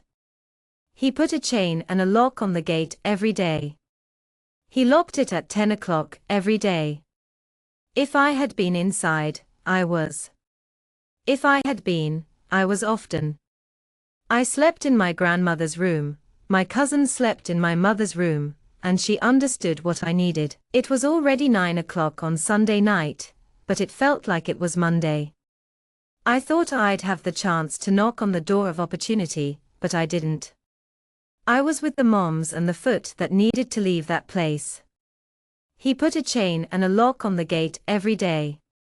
If I was inside, I was locked out. If I was outside, I was sleeping in my grandmother's room, my cousin's room, or my mother's room. They wanted to control the entrance, but I understood. The other day, the truck only leaned. Everyone understood nothing. It looked like some dizzy cheap high, so it left everyone to the window. As soon as I crashed a plane, everyone looked at me. I was so happy that I had already made friends with the loaded elder, who was already well received. You needed to see it. It was God's hand in the details, even on my worst day. I saw God's care. I was so grateful to have my sister with me when I went to the company. I had started at the company on the 7th of January, and my daughter was born on the 7th. My son was born on the 6th. I had started at the company on the 6th, and I had 2. The other day, I had started at the company, and I had 2. Everyone understands that nothing looks like some dizzy, cheap high, so it left. Everyone understood that it was just a plane crash. I was so happy that I had already made friends with the older one, and he was already well received. You needed to see it to believe it. Even on my worst day, I had always felt God's hand in the details. I saw God's care. He never abandoned me, and there I went down the refrigerator. Fulao descended because thank God I always had everything in my house. I took all the lamps because they were mine. I said, I just don't take them because you can't take them. It was my money, my sweat, my sacrifice. I'm going to live in rent. My provider is God. I don't know how much time, but if God said He's with me, His. He never left me alone. I went down to the refrigerator, and Fulao came down too. Thank God, I always had everything in my house. I took everything, even the lamps. I said, this is my property. I paid for it. I'm not taking them because you can't take it. It was my money. It was my hard work. It was my sacrifice. I'm going to live in rent. My provider is God. I don't know how much time, but if God said He's with me, He's with me. My sister and I were working, suffering, bleeding, moaning, crying, humiliated, pointed out, and slandered. But I went when I went. My children came a week later. My son started to stay sick to be sick to get sick. And as it was in January, he had completed 8 years. He was born on the 7th of January. No, day 6. My daughter was born on day 7. I had started at the company on day 6. I had 2. I was there with me and my sister, and it was really tough. We were all in pain, crying, and suffering. I was being slandered and humiliated, but I went through with it. My children came a week later, and my son started to get sick. He was born on the 7th of January, and he was 8 years old. My daughter was born on the 6th of January. I started at the company on the 7th of January. I had 2 days off in the same month when I moved. I left the house and went to live with my grandmother, who was sick. My father, my grandmother, and I wanted the same thing, for my grandmother to get better. I want my grandmother, who is like a mother to me. I have nothing to talk about. As I go with my children, I have nothing to say. I want my grandmother, like my daughter. Little girl didn't understand anything, but I did. I spoke, and I understood. I was in a tough spot. I had just moved and was starting over with a new roommate. I was trying to make ends meet, and my father was sick. I wanted to be with my family, but I couldn't. I wanted to be with my grandmother, but I couldn't. I wanted to be with my daughter, but I couldn't. I wanted to leave, but I couldn't. I wanted to be with my daughter, but I couldn't. I wanted to leave, but I couldn't. I wanted to be with my daughter, but I couldn't. I wanted to leave, but I couldn't. I wanted to be with my daughter, but I couldn't. I wanted to leave, but I couldn't. I wanted to be with my daughter, but I couldn't. I wanted to leave, but I couldn't. I wanted to be with my daughter, but I couldn't. I wanted to leave, but I couldn't. I wanted to be with my daughter, but I couldn't. I wanted to leave, but I couldn't. I wanted to be with my daughter, but I couldn't. I wanted to leave, but I couldn't. I wanted to be with my daughter, but I couldn't. I wanted to leave, but I couldn't. I wanted to be with my daughter, but I couldn't. I wanted to leave, but I couldn't. I wanted to be with my daughter, but I couldn't. I wanted to leave, but I couldn't. I wanted to be with my daughter, but I couldn't. I wanted to leave, but I couldn't. I wanted to be with my daughter, but I couldn't. I wanted to leave, but I couldn't. I wanted to be with my daughter, but I couldn't. I wanted to leave, but I couldn't. I wanted to be with my daughter, but I couldn't. I wanted to leave, but I couldn't. I wanted to be with my daughter, but I couldn't. I wanted to leave, but I couldn't. I wanted to be with my daughter, but I couldn't. I wanted to leave, but I couldn't. I wanted to be with my daughter, but he stayed with his grandmother, and I couldn't. I wanted more, so I started paying the neighbor to look after my daughter. She drinks, and he stayed in his grandmother's. I wanted to leave every time he came. He cried, wanting to return, but he couldn't. He lived with her for 3 months, and during that time, I was accused of all the absurd things you can imagine. They said all sorts of things about me on social media and in messages. They even took a picture of me at a party and used it to threaten and coerce me. They didn't want me to live in that bubble. Inside that casualer, she turned to me and said, "So you think that you will put my son in court and win a pension? You are deceived, because he won't get ready registered service, and I have to see you in the mud." I swear on my. I imagined that if I went out for a party, they would take pictures of me and use them to threaten and coerce me. They didn't want me to live. I wanted to live in that bubble. Inside that casuala, she turned to me and said, "So you think that you will put my son in court and win a pension? You are deceived, because he won't get ready registered service, and I have to see you in the mud." I swear on my daughter's glue. I told her that if the God I serve is smaller than the God you serve, then I would go to the mud. I would go to the places you never go. Imagine it's over. When she turned her back, I fell on the door of my house, and they did everything. I gently explained to her that if the God I serve is smaller than the God you serve, then I'll have to go. I'm talking about the God who created the heavens, the earth, and the breath of life that you're breathing. If is not the God I serve, you'll see me in places you've never gone. Imagine it's over when she turned her back. I fell on the door of my house, and they did everything to find out where I was living. They finally found me. I went to the world, and I no longer wanted to know about anything. I didn't want to know about church. I went drinking and got a boyfriend, just to frustrate him, because he was bleeding on top of others. I had no structure, and I wasn't being healed by other people.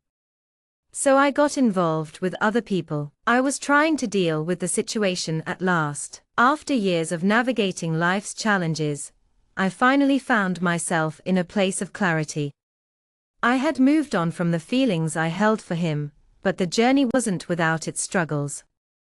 It was a journey filled with moments of humiliation, and it took a toll on me. Eventually, I decided to seek help from a psychologist. The principal at my son's school reached out to me, expressing concerns about his well-being. The psychologist suggested that it was a forced separation, and I had to be there for him. This led to my own personal growth, as I also faced a period of emotional distance. As time went by, the feelings I had for him gradually faded. It was a difficult journey, marked by challenges and heartache. Eventually, I reached out to a psychologist for my son. The school principal called me and said he was struggling.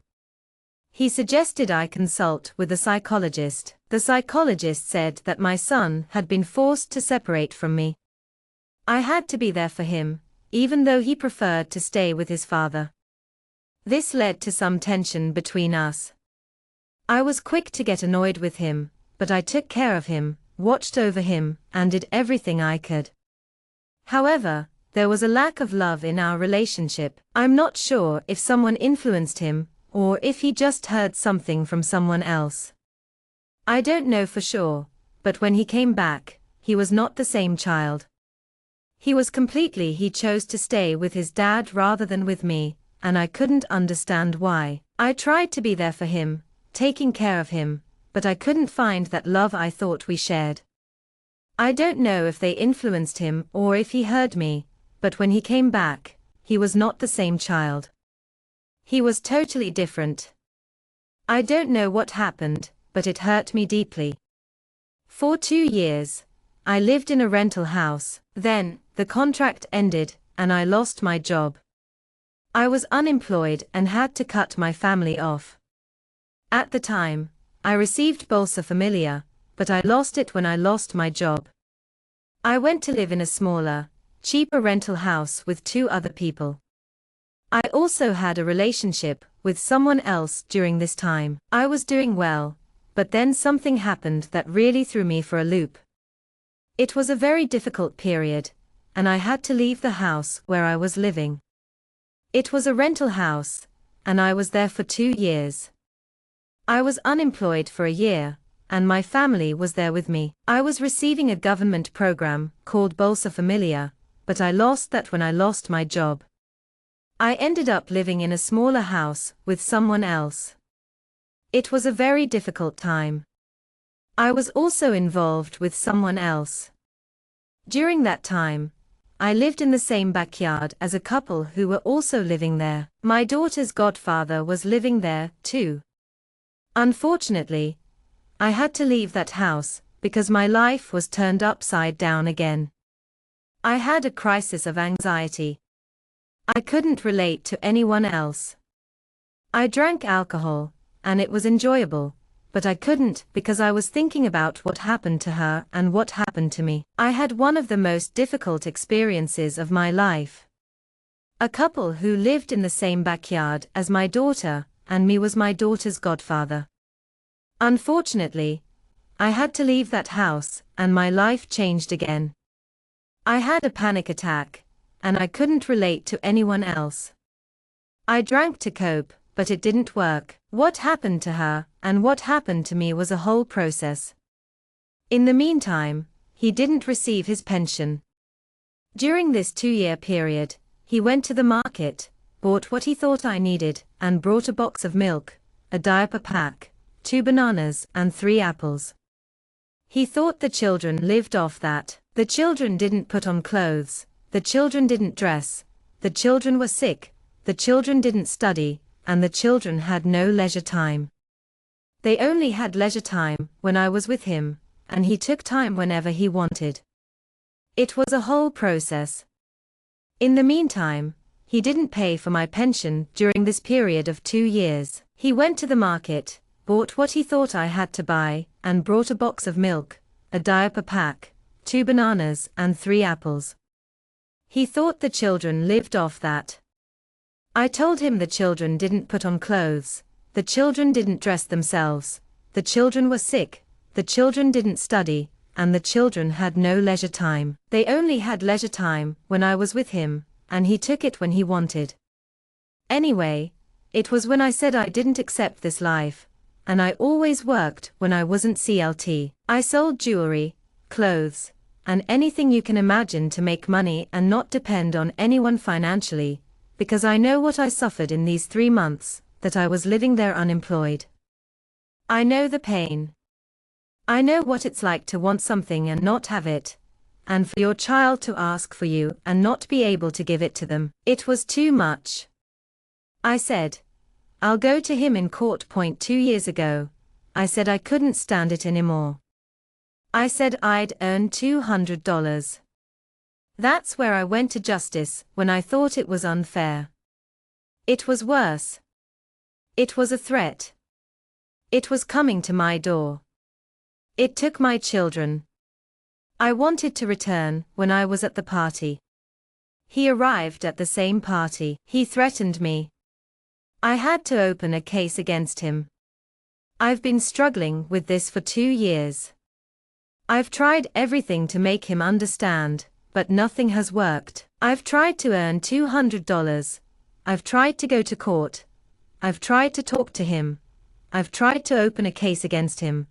I've tried to open a case against his mother. I've tried to open a case against the woman. I've tried to open a case against everyone. I've tried to speak to everyone. I've tried to threaten them. I've tried to speak to them in a moment when I can't walk on the street and say I'm going to shoot. It's been hell.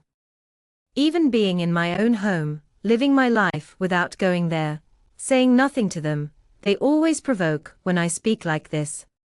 They take the children. I need rest. I've had to deal with so much opposition in my life.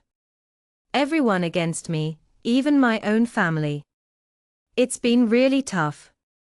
I've had to deal with so much hate, and it's taken a toll on me. I've had to deal with so much, and it's been really hard. I've had to deal with so much, and it's been really tough. I've had to deal with so much, and it's been really tough. I've had to deal with so much, and it's been really tough. I've had to deal with so much, and it's been really tough. I've had to deal with so much, and it's been really tough. I've had to deal with so much, and it's been really tough. I've had to deal with so much, and it's been really tough. I've had to deal with so much, and it's been really tough. I've had to deal with so much, and it's been really tough.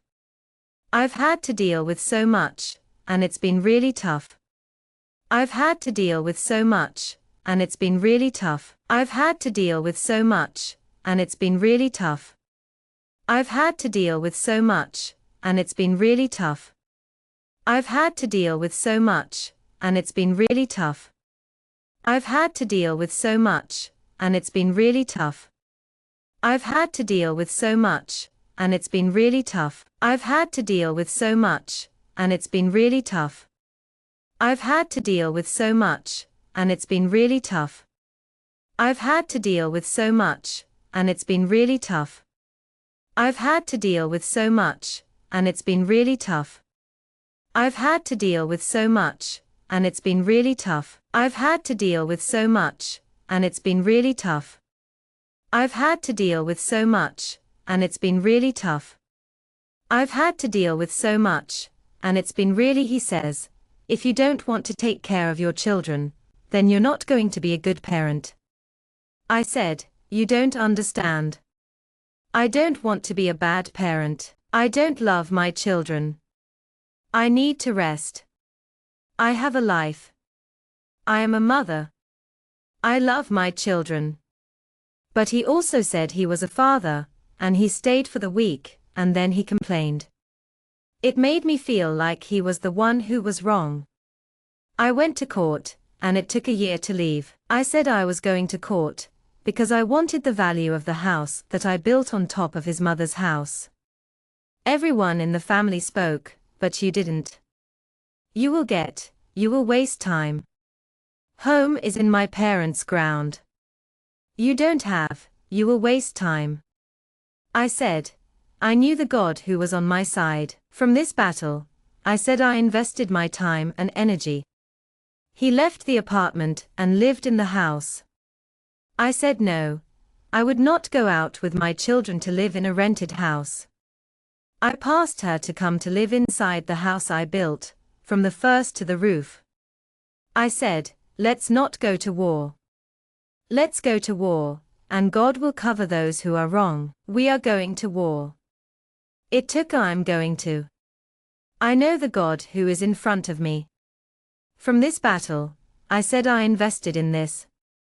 Half the time, he left the apartment and went to live in a house. I said no, I'm not going to go out with my children, to live in a rent-controlled apartment. I asked her to come to live inside from the house I built from the first to the roof. I said, let's not go to war. Let's go to war, and God will cover for us. We went to war. It took a year. I was in 2016. I left in 2017. 2018 was a year because I joined Alimony Action. I joined the action of recognition and dissolution of stable union because I proved that I lived with him for all those years. I took everything you will cover me, and on the day of the audience, I tried a deal with him. He didn't want to. Waking up, he went with the worst clothes. It was 2016.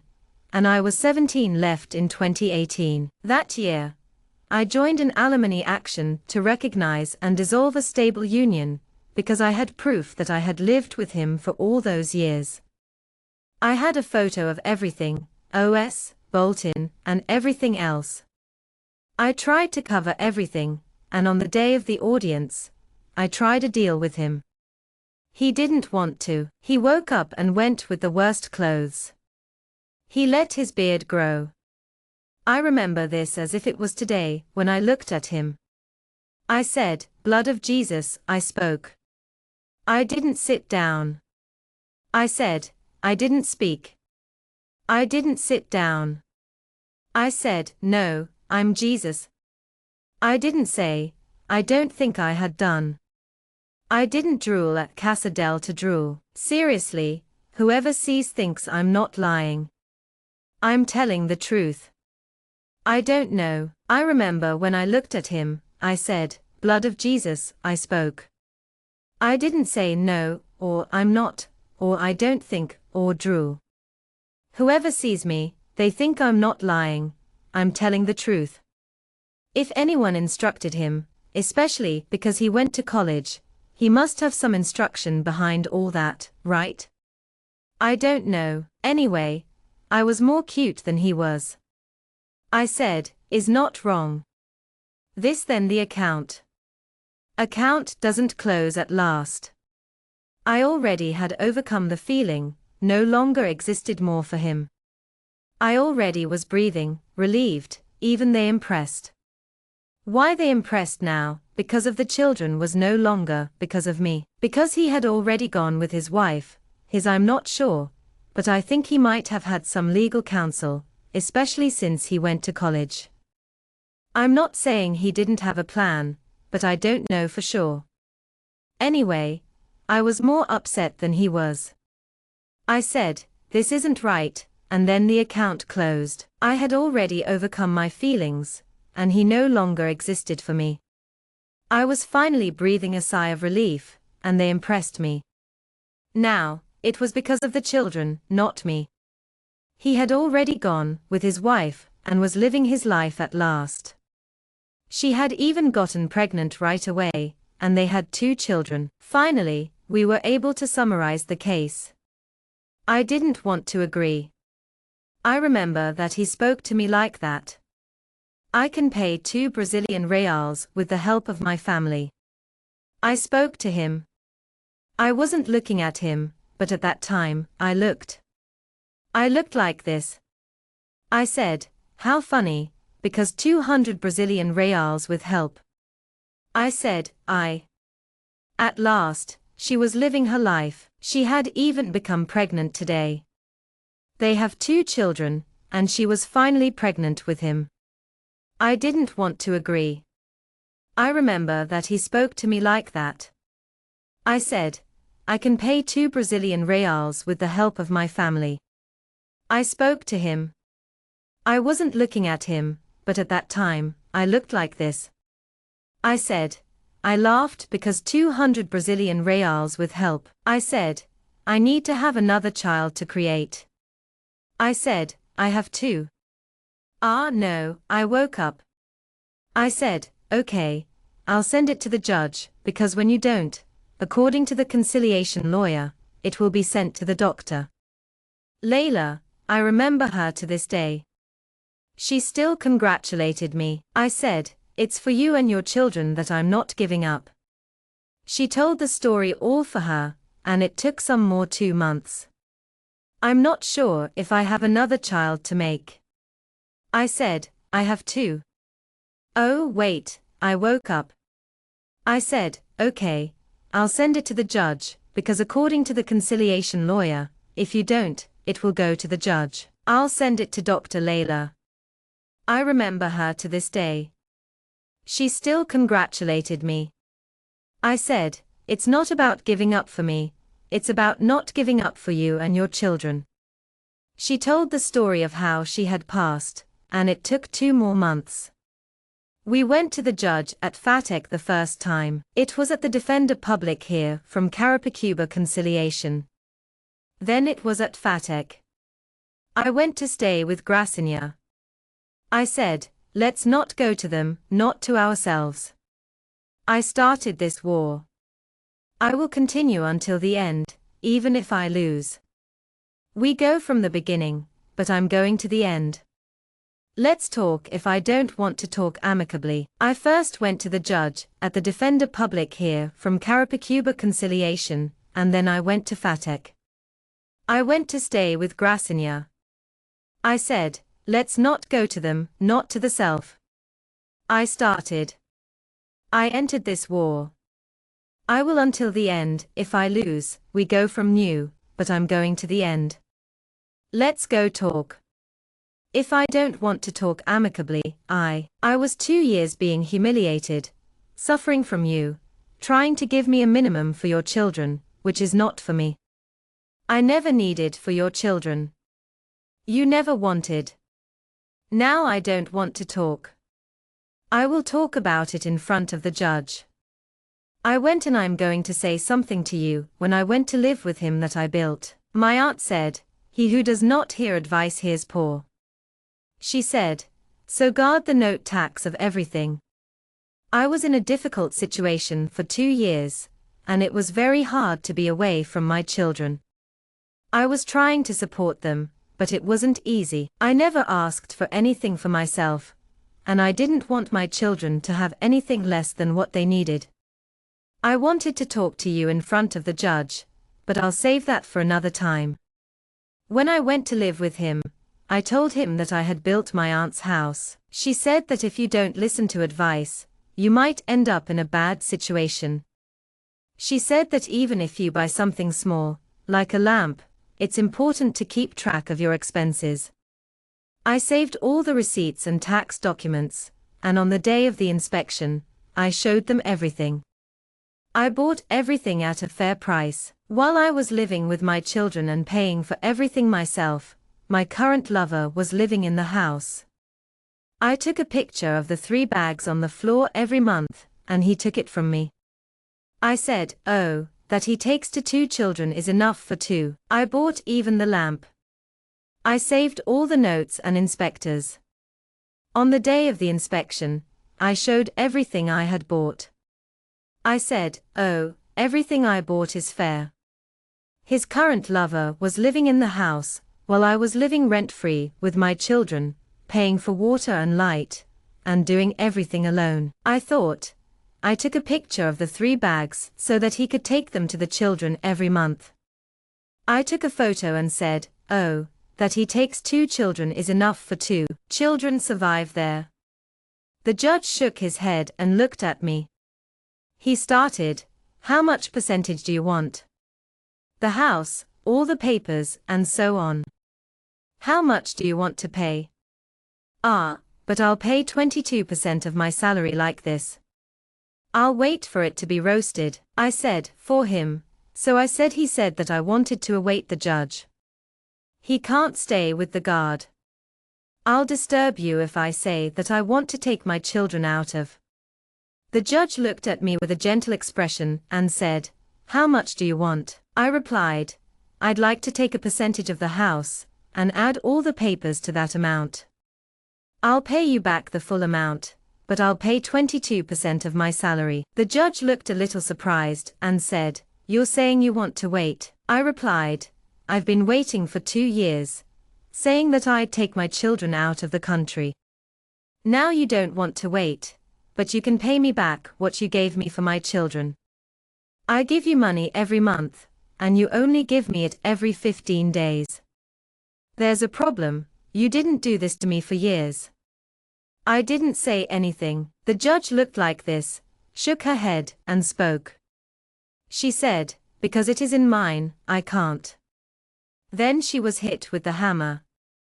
So this will take every 15 days, everything legal. You wanted to wait, but now you don't. Well, you'll have to pay for what you've given me. I give you money for my children every month, and you only get it every 15 days. There's a problem here, and it's not like I did this to you over the years. I didn't say. The judge looked like this. I shook my head, because it's in mine. Then she was hit with the hammer. So this will take every 15 days. Everything legal. He got a silk. He had to pay me a penny. I paid him back at the house. He paid me a centavo. It was 100 pesos. You'll pay me. It was my turn, and I did. This is everyone. I think each one thought she was crazy. Even she put it in court. That's how I thought. She was just because my father was already deceased. My mother was the way it was. I was alone. She never said a word. He got a silk. I paid him a penny, and he paid me a centavo. That's 100 reais. You'll pay me. It was my turn, and I did what I could. I think everyone was seeking their own good. Even she put it in court. That's how I thought. She was just because my father was already deceased. My mother was the way it was. I was alone. She never said a word. I'm a carnal father, but I have a heavenly Father who takes care of me all the time and never left. Just put everything in court. Cute started to pay parer. Paying and the woman hellishing my life. Hellishing my life. If she doesn't settle down, not once did I go to get the children. At her door, She appeared and said, I am disgusted with you. I will vomit on you. I said, no, woman. Waste time not until you. I'm a father, but I'm also a man. I have a heavenly Father who is always there for me, never leaving me. I just put everything in God's hands. Things started to change when I started paying her. She was hell-bent on ruining my life. She never stopped trying to get my children. I went to get them, and she appeared and said, I'm disgusted with you. I will vomit on you. I told her, no, woman. Don't waste time. You won't stay pregnant forever. Everything you make will pass, because the law of sowing says that we will reap what we plant. Ecclesiastes says that there is a time for everything under the sun, and this is where you plant love. You will reap love. If you plant discord, you will reap discord.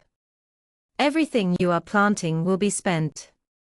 You will reap what you sow. I won't hit. I'm so sorry if you're feeling sick to your stomach after watching my film. I know it's tempting to think that if you vomit, you'll be pregnant, but that's not the case. Everything we do and don't do in our lives has a purpose, as we all know from Ecclesiastes. The law of sowing is a beautiful thing. If you plant love, you'll reap love. But if you plant discord, you'll reap discord. What you think is better ends up catching my children away, so I said never again. I won't come to your door for children, and I won't come to your door to leave them there either. If she comes to my door and does something, I'm in my right to be there. I'm in my house, and I'm sorry if I'm embarrassing you. I'll stop the humiliation after 4 years. I'm sorry if I'm not as welcoming as I used to be. I'm doing my best to keep my kids safe and sound. I'm not going to let anyone come to my door, especially not your father. I'm not going to put up with the same humiliations I went through for 4 years. He's not living in Brazil anymore. One day, he showed up at my door and asked, where's the child? I remember how he lit up my life. He gave me $2. He gave my daughter $2. At the time, my daughter was 5. She's 9 now. She gave $2 to the boy, Dinheirinho. Dad, buy some candy. He doesn't live in Brazil anymore. One day, he showed up at my gate and said, where's the child? I remember how he lit up my life. He gave me $2, and $2 more to my daughter, Minute, who was 5 at the time. She's now 9, and she gave him $2. Dad, you buy candy. He was going to travel for work, but he'll be back. Dad loves you, and he's got your back. He was teasing me a lot at the time, but I was already suffering. Like Aham said, the children said goodbye and left, but I didn't. I imagined he was leaving for another country. Maybe he was traveling to the Amazon or Rio. I don't know where he is. Your money is in the court, but I won't worry. I'm going to travel for work, but I'm not worried about it. My dad loves you, and he's got your back for the future. He was teasing me before, but he's not anymore. I was struggling like Aham said, and I said goodbye to my kids. I thought he was going to another country, like the Amazon to Rio. I don't know where your money is going, but I'm not worried about it. He's always been generous, even when I didn't want anything. When I really wanted something, he'd take me to his mom's. That made a bigger difference. After 3 months, I left. I said, then he left. I contacted his mom and his sister. She's the one who does the intermediary. I don't speak to him or send messages, because my kids are already great. My son is already 14 years old this month. I never really wanted anything, but God blessed me with the most incredible gift. When I was in need, he came through for me. After 3 months, I left and said, then he left. I contacted his mother with his sister, who is a wonderful intermediary. I don't speak to him, and I didn't send a message, because my children are already great. My son is already 14 years old, and my daughter is 10. They are already super smart and very independent. They are extraordinary children. I tried to fill the role of a father, but I can never do it if I'm a mother. As a mother, imagine how I will never be able to do both roles. In the meantime, he left the United States, and I met the love of my life. I thought he was the love of my life, but to my dear girl, I'll do 10. So they're already super smart and very independent. They're extraordinary children, right? For a long time, I tried to provide for them as a single mom, but I failed. As a mom, I can't imagine doing 2 roles at once. In the meantime, he left the United States, and I met the love of my life. I thought he was the one, but he wasn't. Then, God showed me the love of my life, my natural husband, for the glory of God. Thank God, right in one of the worst half-pandemic moments, when I was unemployed and broken. I was living off rent, and nothing was going on. But God blessed me with a cause in justice. I had been through a lot for many years, and in the worst moment, God came through. It was a gift from the Lord. One day, not blinking an eye, God fell into my account. R22,000. I spoke, and he was there. I built the house that I live in today. I built the unpaid rent, and I don't pay for water anymore. I don't pay anything, nothing what God makes. In the midst of humiliation, in the unfavorable scenario, God is present and was where everything happened next. I know my current ears, and he encouraged me. I took the eyelash course with BIA, my wonderful mentor. My wonderful husband was always there to encourage me. He even bought my stretcher. Everything I've achieved in the last 12 years, from living on my own to creating my own studio, was made possible by his support. He's the one who encouraged me and spoke to me. I'm so grateful to my husband for everything he's done for me. He's the one who said, "You are capable." I'm so thankful to have my own studio, and to be able to do my eyelash course. I love eyelashes, and I've learned so much in the process. I'm not one to talk about my profession, but I do love to share how far I've come. When you do things out of love, you don't worry about the money. I'm a therapist, and I've been doing this for a while. It's helped me overcome so many challenges in my life. I grew up in a loving home, bought my own car, and have been able to do so much more. I've been to places I never imagined, met people I never imagined knowing, and achieved things I never imagined. But the biggest victory of all, winning the lottery. I'm so grateful for the peace of mind that comes with paying. Today, I'm enjoying the quiet awareness of bedtime and the loving conversation within. I feel so blessed to be treated like a princess today. I know it might sound exaggerated, but it's such a wonderful change. We're not used to being treated this way, but it feels so good. Today is a new day, and I'm living life to the fullest. I love my life, and I'm grateful for the understanding that it was necessary. I'm so grateful to have found this path, and I'm so thankful to have the support of my family. I'm a proud solo mother, and I'm here for everyone. I know there are some people who don't understand, but I don't let it bother me. I'm a strong woman, a warrior, and a mother. My children are my world, and I'm so grateful for their love and support.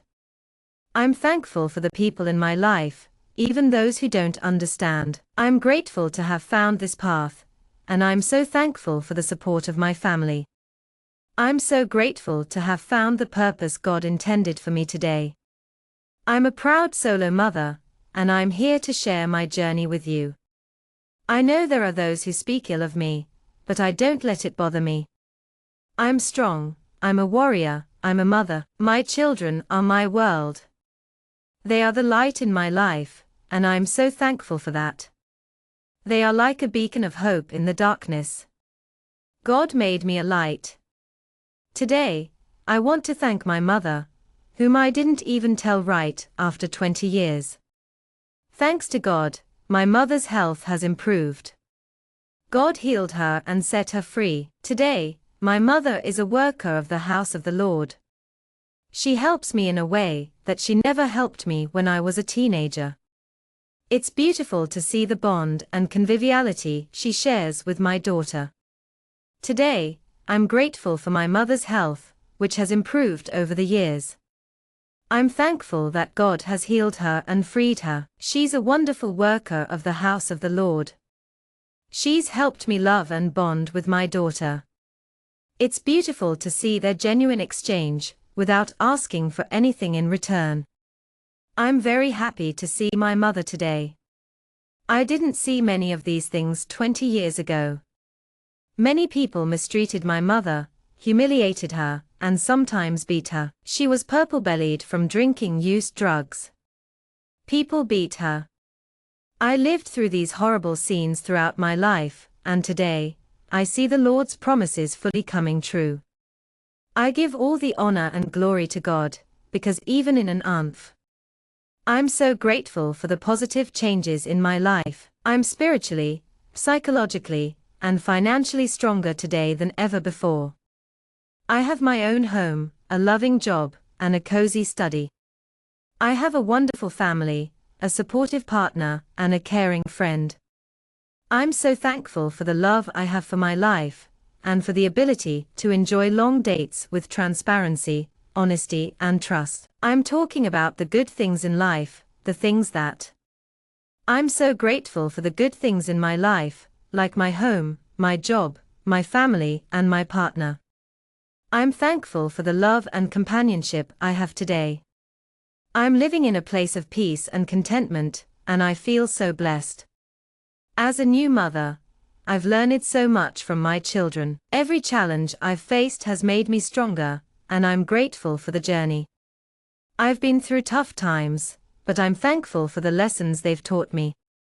I'm truly grateful for everything. Money can't buy happiness, but it sure is nice to have. Today, I'm living in peace, a peace that goes beyond all human understanding and is only given by the Lord. I'm a new mother, a new woman. I was wrong before. I spoke a lot to my children, because you find strength in unexpected places. Going through everything I did wasn't easy. I was judged, condemned, and pointed out a lot, but today, I'm grateful for everything. I spent time becoming who I am today. You know, I'm thinking, it's because we are. Then, we have to say what we are. I can get in. I know how to get out. I don't let anything miss. For my children, things that I left aside before, today, they are my fortress. Know me to look at my children sleeping. I say, God, thanks, because back there, I looked and said what I'm going to do with 2 children. My God, I don't have conditions for me to. I've come such a long way since I started my journey to become the person I am today. You might not think so, but I'm grateful for the lessons I've learned. I've learned to be open about who I am, and I've learned to be honest with myself. I've learned to be strong and not let anything get me down. I've learned to be grateful for the things I have, like my children. I'm grateful for the moments when I look at my children sleeping and feel so thankful. I'm grateful for the journey I've been on, even when it's been hard. I'm grateful for the lessons I've learned from my daughter. She's a blessing, and I'm grateful that she's there for me. I'm grateful that she's there to talk to me when I'm going through tough times. She's not physically with her father right now, but we're still in touch. Her father is in the United States, and he speaks to us every now and then. He's still paying the pension that was set by the court, and that's all I know about him. Every now and then, he sends a little extra money, like $100 or $150, but that's it. I'm so grateful for the father-daughter bond we've built. It's a beautiful thing, and I'm so thankful that God has used it to connect us. My daughter and I have a special connection, and I'm grateful that she's been able to talk to me through this difficult time. My ex-husband has been away for 4 years, and has only been in touch every now and then. He sends money for his kids, but that's about it. He's done a lot for my family, and I'm really grateful for that. He's got a new family now, and I'm happy for him. I'm also happy that I've been able to rebuild my family. Each one of us is living our own life. Eventually, he'll understand that the space he created between him and his kids is trying to recover. He'll realize that he won't have any money in the world. My kids mostly only call him when they need something or just want to talk to their dad. Today, he has another family and a new life. God bless his life. He also rebuilt his family, and I rebuilt mine. Each one lives his life. In the future, he'll understand that the space he created between him and his children is trying to recover. He won't have any money in the world. My children mostly only call him when they want something. They want a bike, a dad, or something else. They should call him more often. What if they needed his paternal presence when they were small and didn't have my husband, who takes my son to play ball? Friday knows my daughter has my husband as a paternal presence in the house. He is the love of her life, and she is the love of his life. They have a genuine exchange, and nowadays I live the Lord's promises in my life, even going through this process without understanding why. When we're in the womb, we don't understand the purpose of pain, but when everything starts to make sense, it seems like it's not all for nothing. You say that God was necessary for me to go through all this, to fight through all this suffering, to get to where I am today. But I'm not even where I want to be yet. I'm not even going to arrive. I'm on my way, but I'll arrive, right? Music. And then, what did you think of the story of Through Exciting, right? I would love to hear your comments. Share this video with anyone you know. If you would like to tell your story on our channel, just fill out the form in the description. Next story is from Jessica, who lived in an abusive relationship. One day, her partner even set fire to her things. But you don't have to worry about losing your progress.